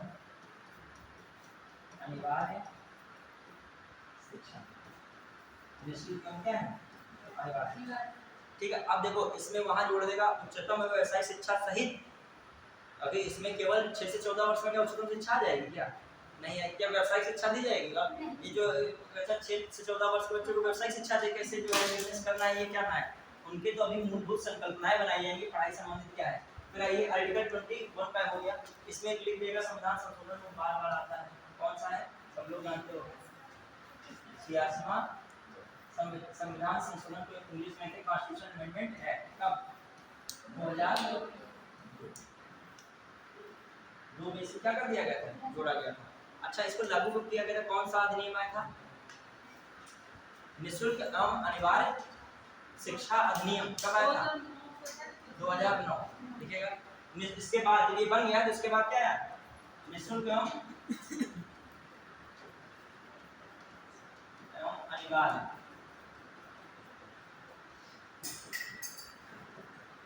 शिक्षा अधिनियम 2009, निःशुल्क एवं अनिवार्य शिक्षा अधिनियम कब है, 2009, ये भी ध्यान रखिएगा। इसके बाद ये अधिनियम आया तो 2002 में लगाइएगा, कौन लगाओगे, 2009, 10 में लागू, इसको लिखना चाहिए, लागू हुआ 2010 से। 3-4 बातें दिमाग में रखिएगा, क्लियर। अच्छा ये क्यों जरूरत पड़ रही है, इससे पहले जो है आपका आर्टिकल 45 है जो कि आप बीपीएससी में पढ़ोगे, उसमें क्या रखा गया था, 6 से 14 वर्ष आयु के बच्चों के लिए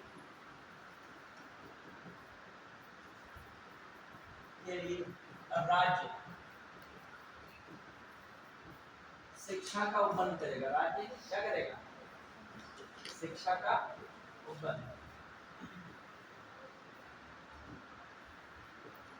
ठीक है। अब आइए जो भी डीपीएसपी में चीज होती बाध्यकारी होती है क्या, सरकार के लिए, राज्य के लिए नहीं होती है, तो ये पड़ा ही रहता, तो कोई राज्य करता है कोई नहीं करता, तो इसलिए इसको कहाँ पे रख दिया सुप्रीम कोर्ट के माध्यम से, फिर संसद ने भी 21A, अब ये तो मूल अधिकार हो गया, अब राज्य को करना ही करना है, नहीं करोगे तो कहाँ जा सकता है?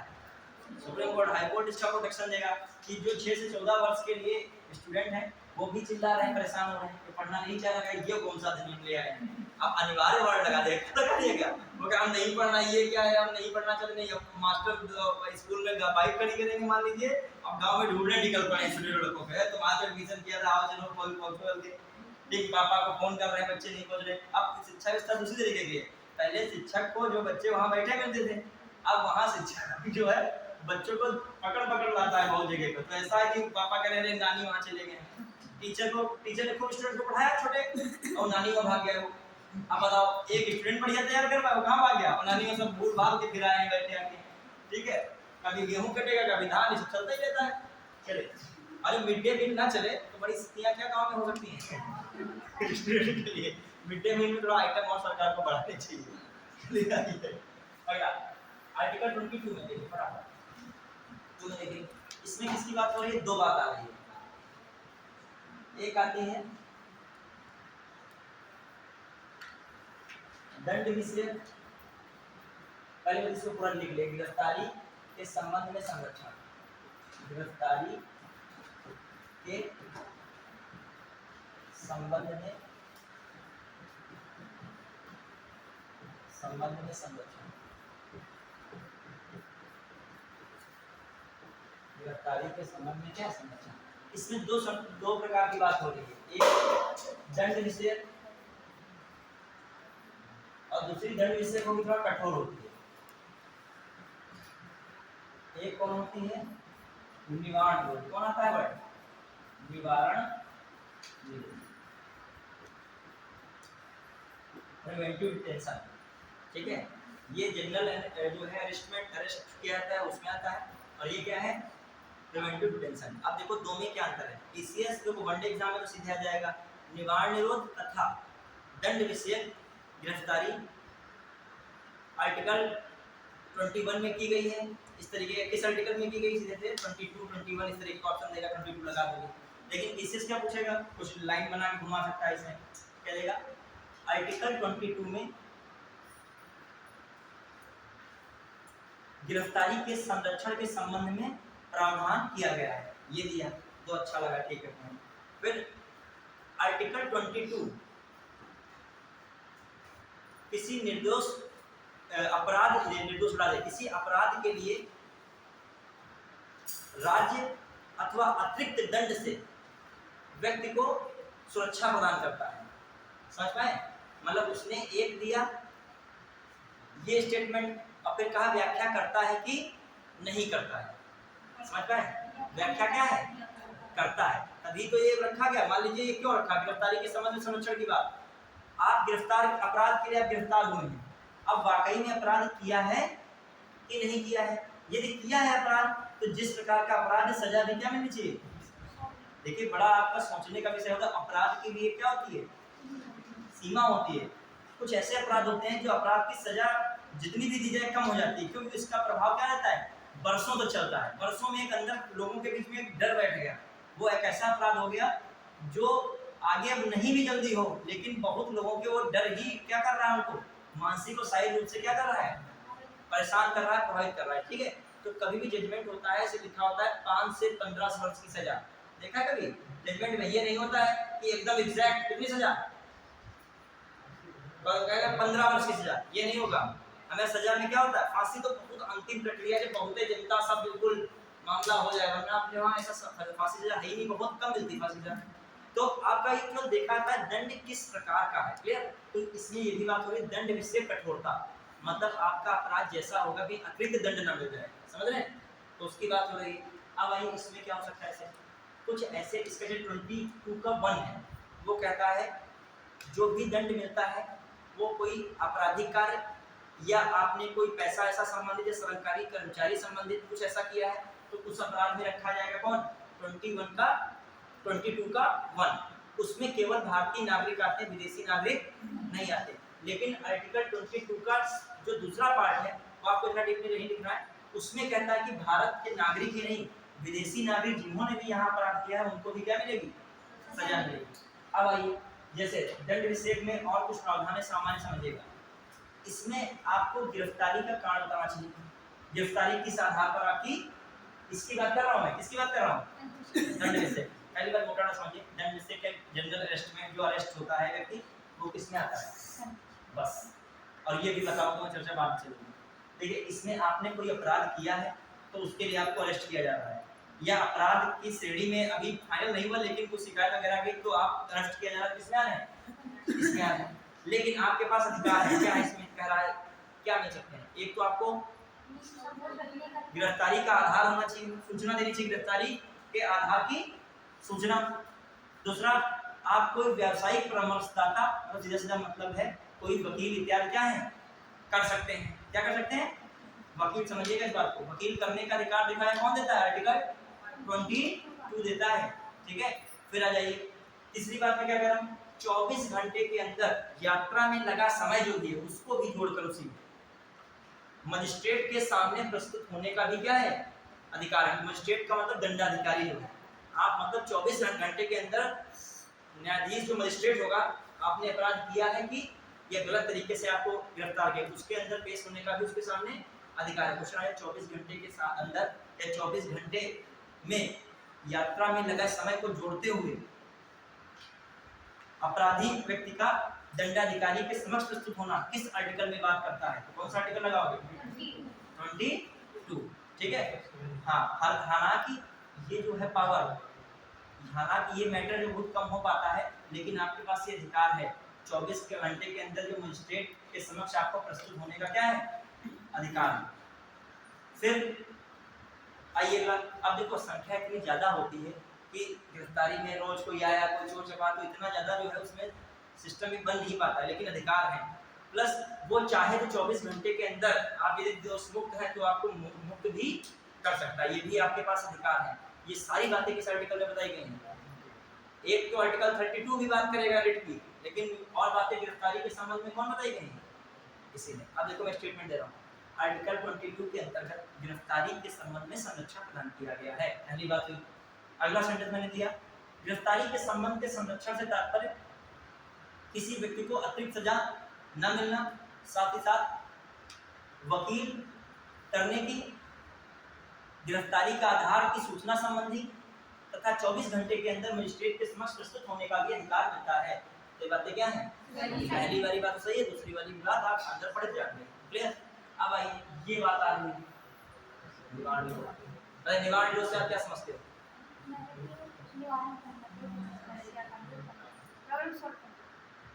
पहली बात निवारण निरोध में आपने कोई भी अपराध किया ही नहीं है, सुनिएगा ध्यान से। निवारण निरोध का मतलब क्या है, आपने कोई अपराध नहीं किया है, आपको बिना अपराध के क्या किया गया है, गिरफ्तार किया गया है।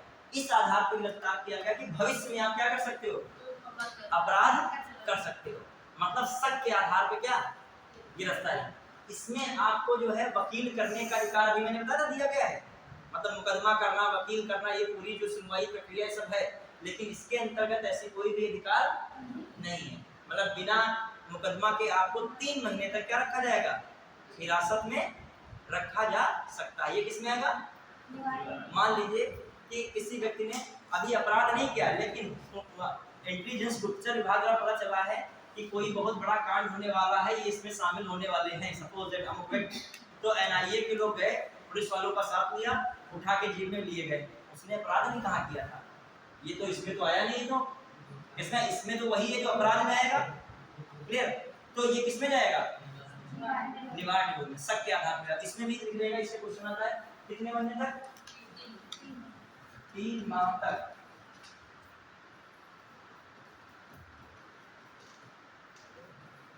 अदालत की बिना सुनवाई या मुकदमे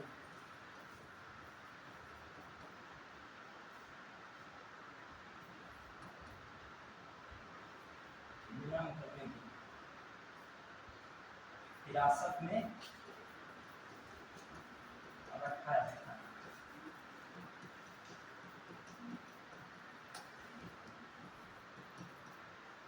ठीक है, ये आपका होगा निवारण निरोध। इसमें जो है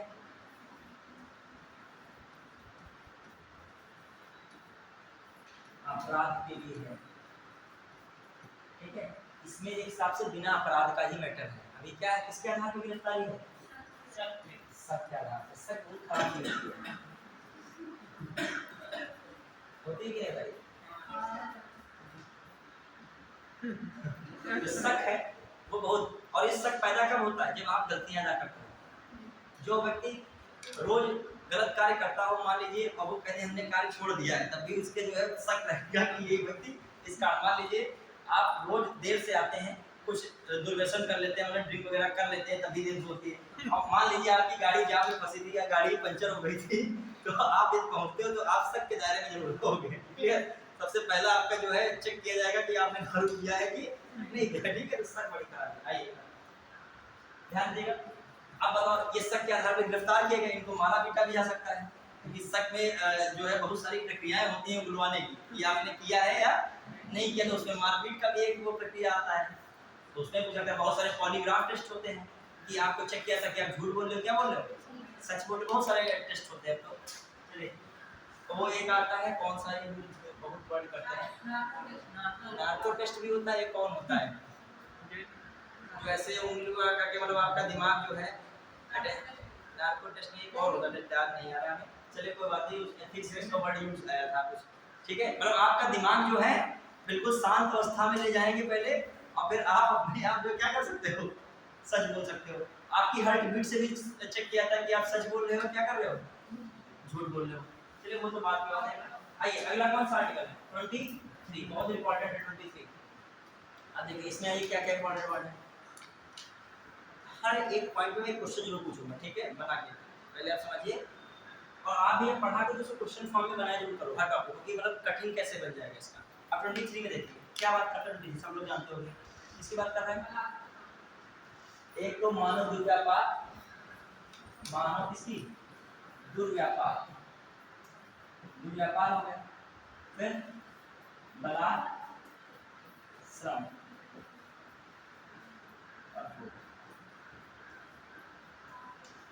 अब वो क्या करते हैं, इससे क्या समझते हो आप? मानव दुर्व्यापार, बलात् श्रम पर रोक। अब इसमें जो इसका थोड़ा सा और पढ़ाया जाए तो इसमें और भी चीजें मिलेंगी। अब देखो क्या मामला है, जब हम लोगों ने वहां पढ़ा था तो वहां पे पहले बहुत सारा जो अभी क्या पढ़े थे, निवारण निरोध में, निवारण निरोध में एक ऐप लिख देगा, नासा लिख देगा, नासा भी चल रहा है, राष्ट्रीय सुरक्षा निवारण अधिनियम पर क्या आता है 1918। क्या लिख पढ़े थे जो आर्टिकल, पहले आपका एक निवारण निरोध अधिनियम बना था, सबसे पहला निवारण निरोध अधिनियम 1950 में बना था, लेकिन उससे बहुत बदल चुका है। वर्तमान में नासा का भी जिक्र है, नासा जो है 1980 किसके लिए बनाए गए हैं, निवारण निरोध के लिए बने। चलिए उसमें इतना नहीं, टाटा था, पोटा था, ये सब पहले आए थे बहुत सारे, ये सब क्या चुके हैं, समाप्त हो चुके, उनका मामला सब क्या डाउन हो चुका, कोई मतलब नहीं। अब आइए एक यूपी आपका बना है unlawful activity prevention act, UAPA. हाँ हाँ, ये जो है आपका हो सकता है, ये पूछ सकता है, ये भी किससे जुड़ा हुआ है हिसाब से, अपराध से ही संबंधित, मतलब आतंकवाद में भी कभी कभी शक के आधार पर क्या किया जाता है, पूछताछ होती है, गिरफ्तारी होती है। तो याद रखिएगा यूएपीए भी कानून किससे संबंधित है, कहीं ना कहीं किससे जुड़ रहा है, निवारण। ठीक है, तो ये सब यूएपीए, नासा, वो जब भी कभी आएगा राष्ट्रीय सुरक्षा पे कोई मैटर, तो उस पर हम ज्यादा डीप पढ़ाएंगे, अभी आर्टिकल करो। ठीक है, फिर आइए आर्टिकल 23 क्या कहता है। अब इसमें वर्ड आ रहा है मानव दुर्व्यापार और बलात् श्रम, तो इसका थोड़ा और व्याख्या कर दें तो इसमें बंधुआ मजदूरी भी आती है, क्या आती है, बंधुआ मजदूरी एक वर्ड आता है, कहीं घुमा के कुछ पूछ ले। एक आता है बेगार, यार बेगार वर्ड सुना है, बिना मजदूरी के काम, हाँ, बिना पारिश्रमिकी के कार्य कराना क्या है, बेगार। बेगार मतलब बिना मजदूरी, ये सरल वर्ड, बिना मजदूरी का, ठीक है। और जो है बंधुआ मजदूरी का मतलब क्या है, जबरदस्ती काम बिना इच्छा के कार्य के साथ जो है बंधुआ मजदूरी, या बिना इच्छा के, बिना इच्छा के कार्य।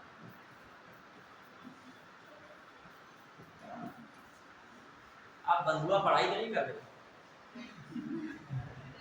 बिना इच्छा के क्या किया जाता है, पढ़ाई कराया जा रहा है। हो ये भी सकता है बंधुआ पढ़ाई भी हो सकती है, मनोवैज्ञानिक रूप से दबाव दिया जा रहा है घर से कि आगे क्या खाओगे पियोगे, तो चलो इसी चक्कर में चलो पढ़ाई करते रहो।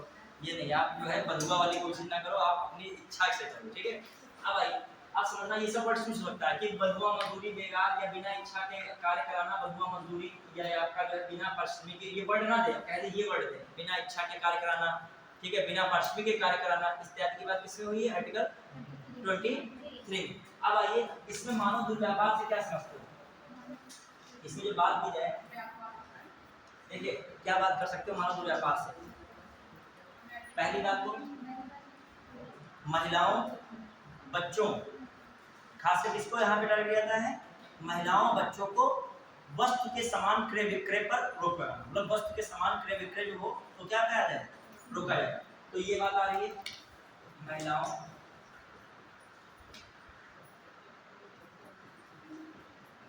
और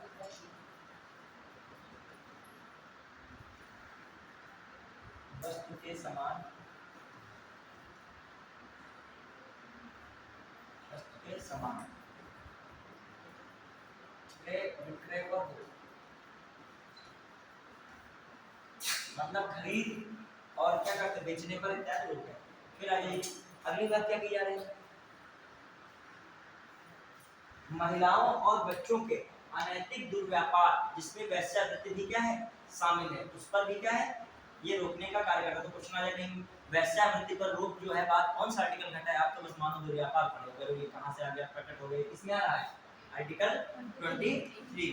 तो ये रख सकते हो महिलाओं और बच्चों, महिलाओं और बच्चों के अनैतिक दुर्व्यापार, दुर्व्यापार अर्थात अर्थात वेश्यावृत्ति पर भी क्या है, अर्थात क्या इसमें कॉमन लगा ले, वेश्यावृत्ति पर, वेश्यावृत्ति इसमें शामिल है, मतलब इस पे भी एक हिसाब से क्या प्रतिषेध है, ठीक है, ये बात हुई। और क्या हो सकता है, देवदासी या दासी, देवदासी,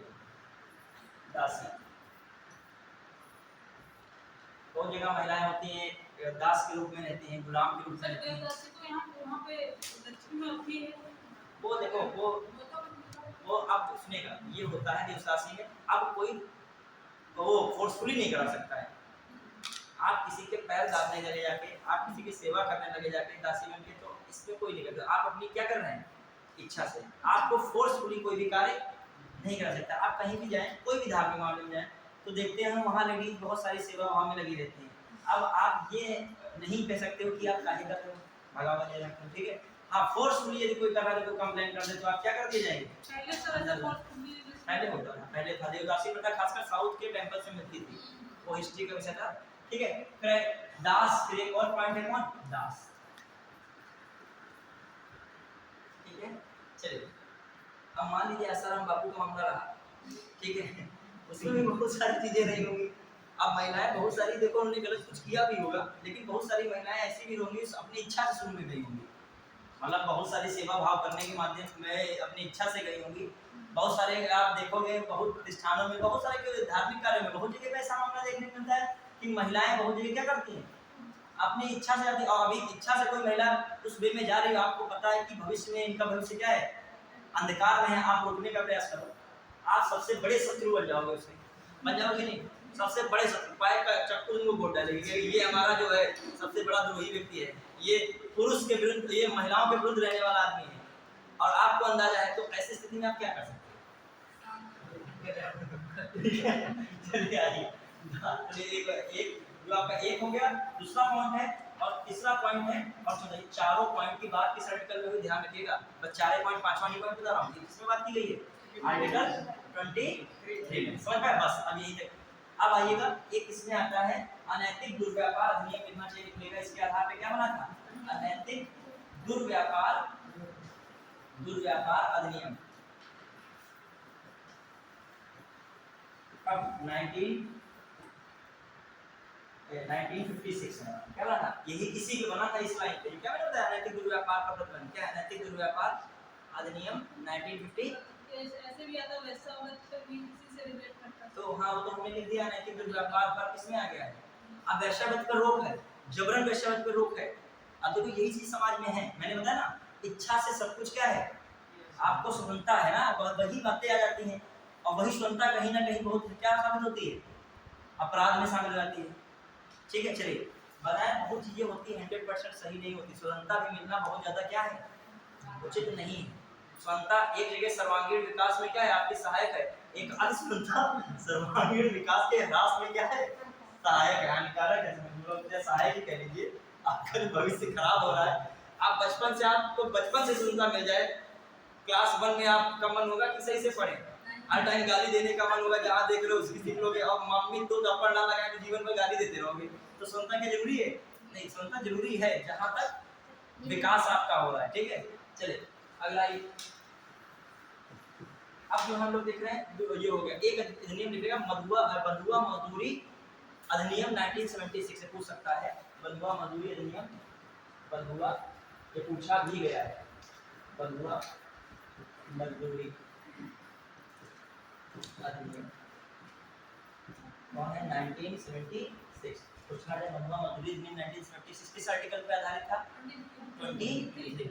अब आ जाइए, अब समझ गए, केवल ये तो नहीं बोलना कि जो है मानव दुर्व्यापार, बलाश्रम और जो है बस बेगार बंधुआ मजदूरी, अब जान के पूरा इसका अंदर जो खास कर ये किसके लिए बना था, जो महिलाएं हैं, बच्चे हैं, अरे अन्य भी मानव हो सकते हैं, उनके वस्तुओं को समझ के भी खरीद फरोख्त ना की जाए। प्लस दूसरी बात है, किसकी बात की गई थी इसमें, महिलाओं बच्चों के अनैतिक दुर्व्यापार को रोकना, उस पर प्रतिषेध, खासकर उसमें कौन शामिल था, वेश्यावृत्ति शामिल थी। फिर तीसरा मैंने बताया देवदासी जैसी प्रथाओं पर क्या है, रोक है, और दूसरा दास, जैसे देवदासी से दास भी होते हैं, तो दास की भी क्या है, तो इस तरीके की बात कौन कर रहा है, आर्टिकल 23 बढ़िया। चलिए आर्टिकल 24 में क्या कह रहा है, आर्टिकल 24 ठीक, कुछ लोग इस समय को काउंट मत करना, जो अपने आप टाइम होगा हम छोड़ देंगे, ठीक है, समय को देखोगे तुम्हारा मन पढ़ने नहीं लगेगा, आप पढ़ाई में खो जाओगे तो समय पता नहीं चलेगा, समय में खो जाओगे तो पढ़ाई बहुत पता चलेगी। ठीक है, आइए अगला मामला का 24 में ध्यान दीजिएगा, बच्चों का मामला है, क्या है, जो भी जोखिम कारखाने हैं, कार्यस्थल हैं, वहां से 6 से 14 एज के लिए 14 वर्ष से कम आयु के बच्चे कार्य नहीं कर सकते। ये बात किसमें हो रही है, आर्टिकल 24। अच्छा एक बात ऊपर हमने जो बताने भूल गए, 23 में क्या कहा था, बिना इच्छा के कार्य नहीं कराया जा सकता है, लेकिन मैंने बताया कोई राष्ट्र की सेवा का मामला हो या सामाजिक सहायता का मामला हो, उसमें आपसे सेवा या कार्य कराया जा सकता है। तो ऐसा नहीं है कि निजी परिस्थितियों में नहीं करा सकता है, या सैन्य सेवा के मामले में आपसे कार्य करा सकते हैं। मान लीजिए हमला हो गया और आप कह रहे हो कि ये हमारी ड्यूटी नहीं है, उनकी ड्यूटी है, या उनकी ड्यूटी नहीं है, उनकी ड्यूटी है, तो उस समय किसकी ड्यूटी है, सभी की ड्यूटी, वरना ड्यूटी किसी लायक ही नहीं रहोगे, क्योंकि सारे आपके अधिकार बाद में जब कब्जा होने के बाद खत्म हो जाते हैं। और क्या, जो अभी मान लीजिए किसी भी देश का, किसी देश पे शासन हो रहा है, तो वहाँ का जो कल्चर है, वहाँ के जो नियम है, वही तो फॉलो करने पड़ेंगे। आइए आर्टिकल 24 इसमें क्या है, लिख लेगा, 14 वर्ष से कम आयु के बच्चों को, 14 वर्ष से कम आयु के बच्चे जोखिम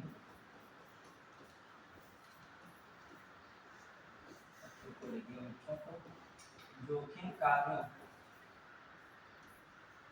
जोखिम कार्य में काम करने पर प्रतिबंध, काम करने पर निषेध। अब जो भी वहाँ के आर्टिकल लिखे, कार्यस्थल लिखे, जोखिम स्थान लिखे, अब जोखिम जैसे स्थान कौन हो सकते हैं,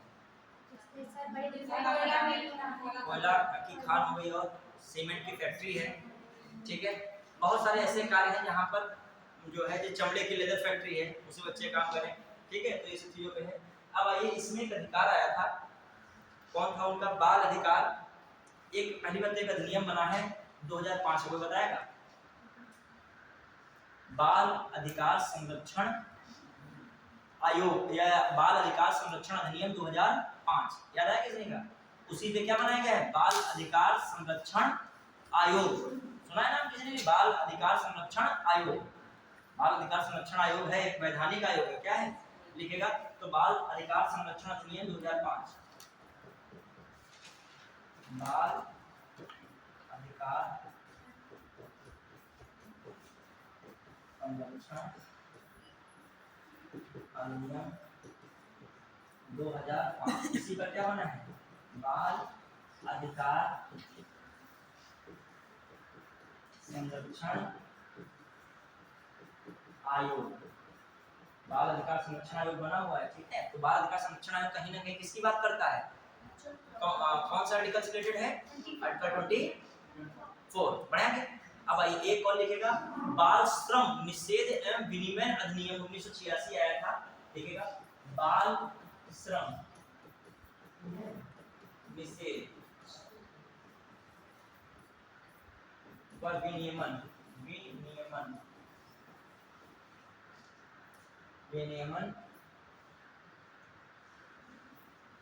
अधिनियम 1986, कब आया था 1986। अब ध्यान रखिएगा इसी पर जो अब संशोधन हुआ 2016 में पूछ सकता है, ठीक है। इसका नाम बदल दिया गया, क्या रख दिया गया, बाल एवं किशोर श्रम कर दिया, क्या कर दिया गया, बाल एवं किशोर श्रम कर दिया गया, बाल एवं किशोर श्रम, ठीक है। संशोधन यानी को संशोधन ये आपका क्या है, निषेध व विनियमन अधिनियम 2016, ठीक है। तो इसी से एक और बन गया है बाल एवं किशोर श्रम निषेध व विनियमन अधिनियम 2016। ये मतलब किशोरों के श्रम जबरदस्ती नहीं करा सकते, इस तरीके पर है कि या फिर श्रम करें तो जोखिम कार्यों में नहीं करेंगे, ये बात है। कौन है, बाल एवं किशोर श्रम निषेध एवं विनियमन अधिनियम 2016। और एक आया था बाल संरक्षण अधिकार अधिनियम 2005, वो किस कौन सा आयोग बना है इसी पर, बाल संरक्षण जो है अधिकार आयोग, क्लियर। फिर आ जाइए, ये किसकी बात है, कहने को तो 24 सिंपल है लेकिन 24 में भी बहुत कुछ है। अब आइए 2-3 पॉइंट्स जल्दी देख लेते हैं, टाइम कम बचा है। आर्टिकल 25 में देखिए, आर्टिकल 25 में क्या क्या पॉइंट्स हैं, ध्यान दीजिएगा। अब मान लीजिए हम अधिनियम ना लिखा है तो भी तो रिस्क है कि माने फटाक से एक लाइन लिखा दें, क्या मतलब है, 5 मिनट हो जाएगा। अब आइए जैसे अंताकरण, इसमें जो मैं वर्ड लिख रहा हूं अंताकरण से मानने की क्षमता है, ठीक है, बस 10 मिनट छोड़ रहे हैं, ठीक। अंताकरण से मानने की क्षमता है, फिर क्या है, दूसरी बात कह सकते हो जो है आप जो प्रचार प्रसार कर सकते हो, क्या कर सकते हो, प्रचार प्रसार कर सकते हो, ठीक है। तो अंताकरण मतलब किसी भी धर्म को अंताकरण प्रचार प्रसार, ठीक है। ये बात तो सिंपल है, प्रचार प्रसार करने की क्या क्षमता है, लेकिन एक वर्ड याद रखिएगा आर्टिकल 25 में बहुत पूछा गया है, ठीक है। क्या पूछा गया है, सिखों को कृपाण धारण करना, इसको सिखों को कृपाण धारण करना, सिखों को कृपाण धारण करना। अभी 5 मिनट में क्लास छूट रही, हाँ, ये सिखों को कृपाण धारण करना क्वेश्चन आया था, कौन सा आर्टिकल लगाना था, 25। हर धर्म के लिए नहीं बात हो रही है, किसकी बात हो रही है, सिखों के। एक और क्वेश्चन विशेष में आया था कि आर्टिकल 25, कौन सा क्वेश्चन, आर्टिकल 25 में जो आया, कौन आया, हिंदू जो धर्म है, हिंदू धर्म में कौन से आते हैं, ध्यान दीजिएगा, हिंदू धर्म में कौन आते हैं, सिख, समझिएगा, सिख, बौद्ध, ईसाई व जैन धर्म सम्मिलित है। पता क्वेश्चन क्या था कि आर्टिकल 25 के अंतर्गत हिंदू धर्म में सम्मिलित है, 1 2 3 4 करके आया था, वहाँ पारसी लिख दिया था, कंफ्यूज हो गए थे लगे, या 1 2 मान लिया, कुछ लड़कों ने सिख को बौद्ध ही लगा दिया, या कोई बौद्ध और जैन लगा दिया, सिख को भूल गया। तो कौन है, हिंदू धर्म में कौन शामिल है, मतलब हाँ, वो कहा जा रहा है कि हिंदू धर्म ही कौन है, सिख है, बौद्ध है और जैन। यदि आप कहीं स्पीच दे रहे हैं मान लीजिए एकता पर, तो आप भी बता सकते हैं आर्टिकल 25 संविधान का क्या कहता है, बौद्ध, जैन और सिख जो कि किसका हिस्सा है, हिंदू धर्म का हिस्सा है। आर्टिकल कौन कहता है, कॉन्स्टिट्यूशन में स्पष्ट लिखा है, ये क्वेश्चन आया है, तभी मैंने बताया। आइए अगला जो है आर्टिकल, देखो हर आर्टिकल थोड़ा वो पढ़ो जो सब नहीं पढ़ते हैं, इसको मिस्टेक कर देते हैं, जो जनरल तो सभी पढ़ा है।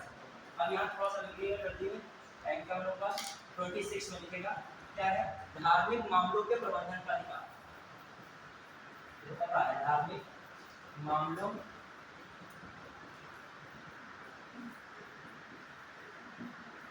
के प्रबंधन का अधिकार। चलता नहीं इसमें थोड़ा सा लगे।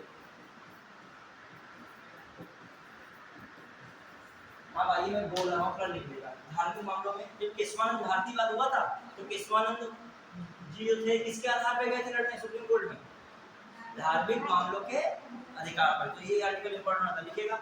कर के मामले में छूट 60 मिल गया, टाइम बहुत कम बचा है, इसको भी जगह 27 लिखेगा। धार्मिक मामलों में कर में छूट, धार्मिक मामलों में कर में छूट। ये कौन 27 आर्टिकल 27 धार्मिक मामलों में कर में छूट। 26 हो गया है, धार्मिक मामलों प्रबंधन का अधिकार 26 में हो गया है। अगला 27 लिखिए, धार्मिक मामलों में कर में छूट। थोड़ा जल्दी लिखिएगा, 2 मिनट टाइम ओवर हो गया है, 2 मिनट में बस क्लास हो जाएगी। 26 में क्या लिखा, धार्मिक 27 में धार्मिक मामलों में कर में छूट हो गया।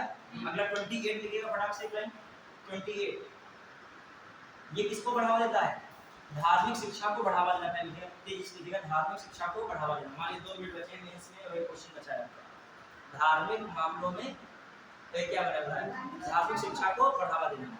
ब्रैकेट में लिखिएगा और नीचे लिख लेगा लाइन इसी में कि सरकार से सहायता प्राप्त संस्थाओं में, सरकार से सहायता प्राप्त संस्थाओं में धार्मिक शिक्षा नहीं दी जा सकती। लिखेगा, सरकार से सहायता प्राप्त संस्थाओं में धार्मिक शिक्षा नहीं दी जा सकती,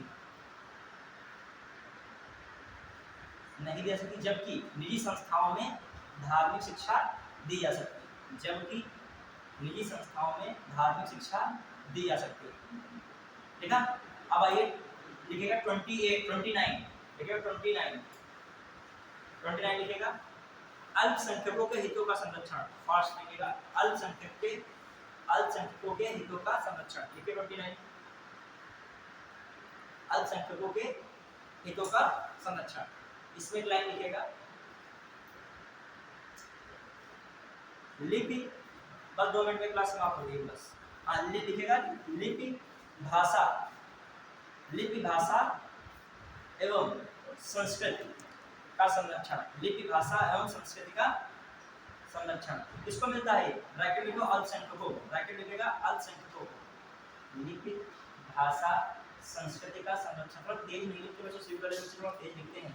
लिपि भाषा और संस्कृति का संरक्षण, ब्रैकेट में किसको मिलेगा, अल्पसंख्यकों। फिर अगला लिखेगा, अगला 30 लिखिए बस, अंतिम है 30 लिखिएगा आर्टिकल, उसमें लिखेगा आर्टिकल 30 में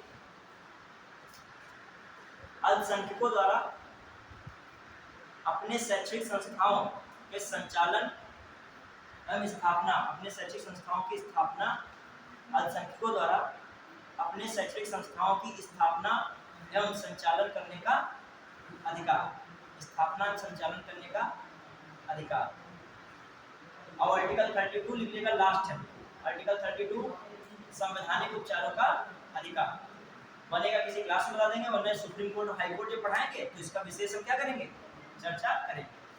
क्लियर, संवैधानिक उपचारों का अधिकार, ये टेंशन है, इसमें लीड जो पावर आती है सुप्रीम कोर्ट हाई कोर्ट में डिटेल से पढ़ाएंगे इसको। ठीक, कभी क्लास में 5 मिनट ऐसे ही बता देंगे। ठीक है, आज के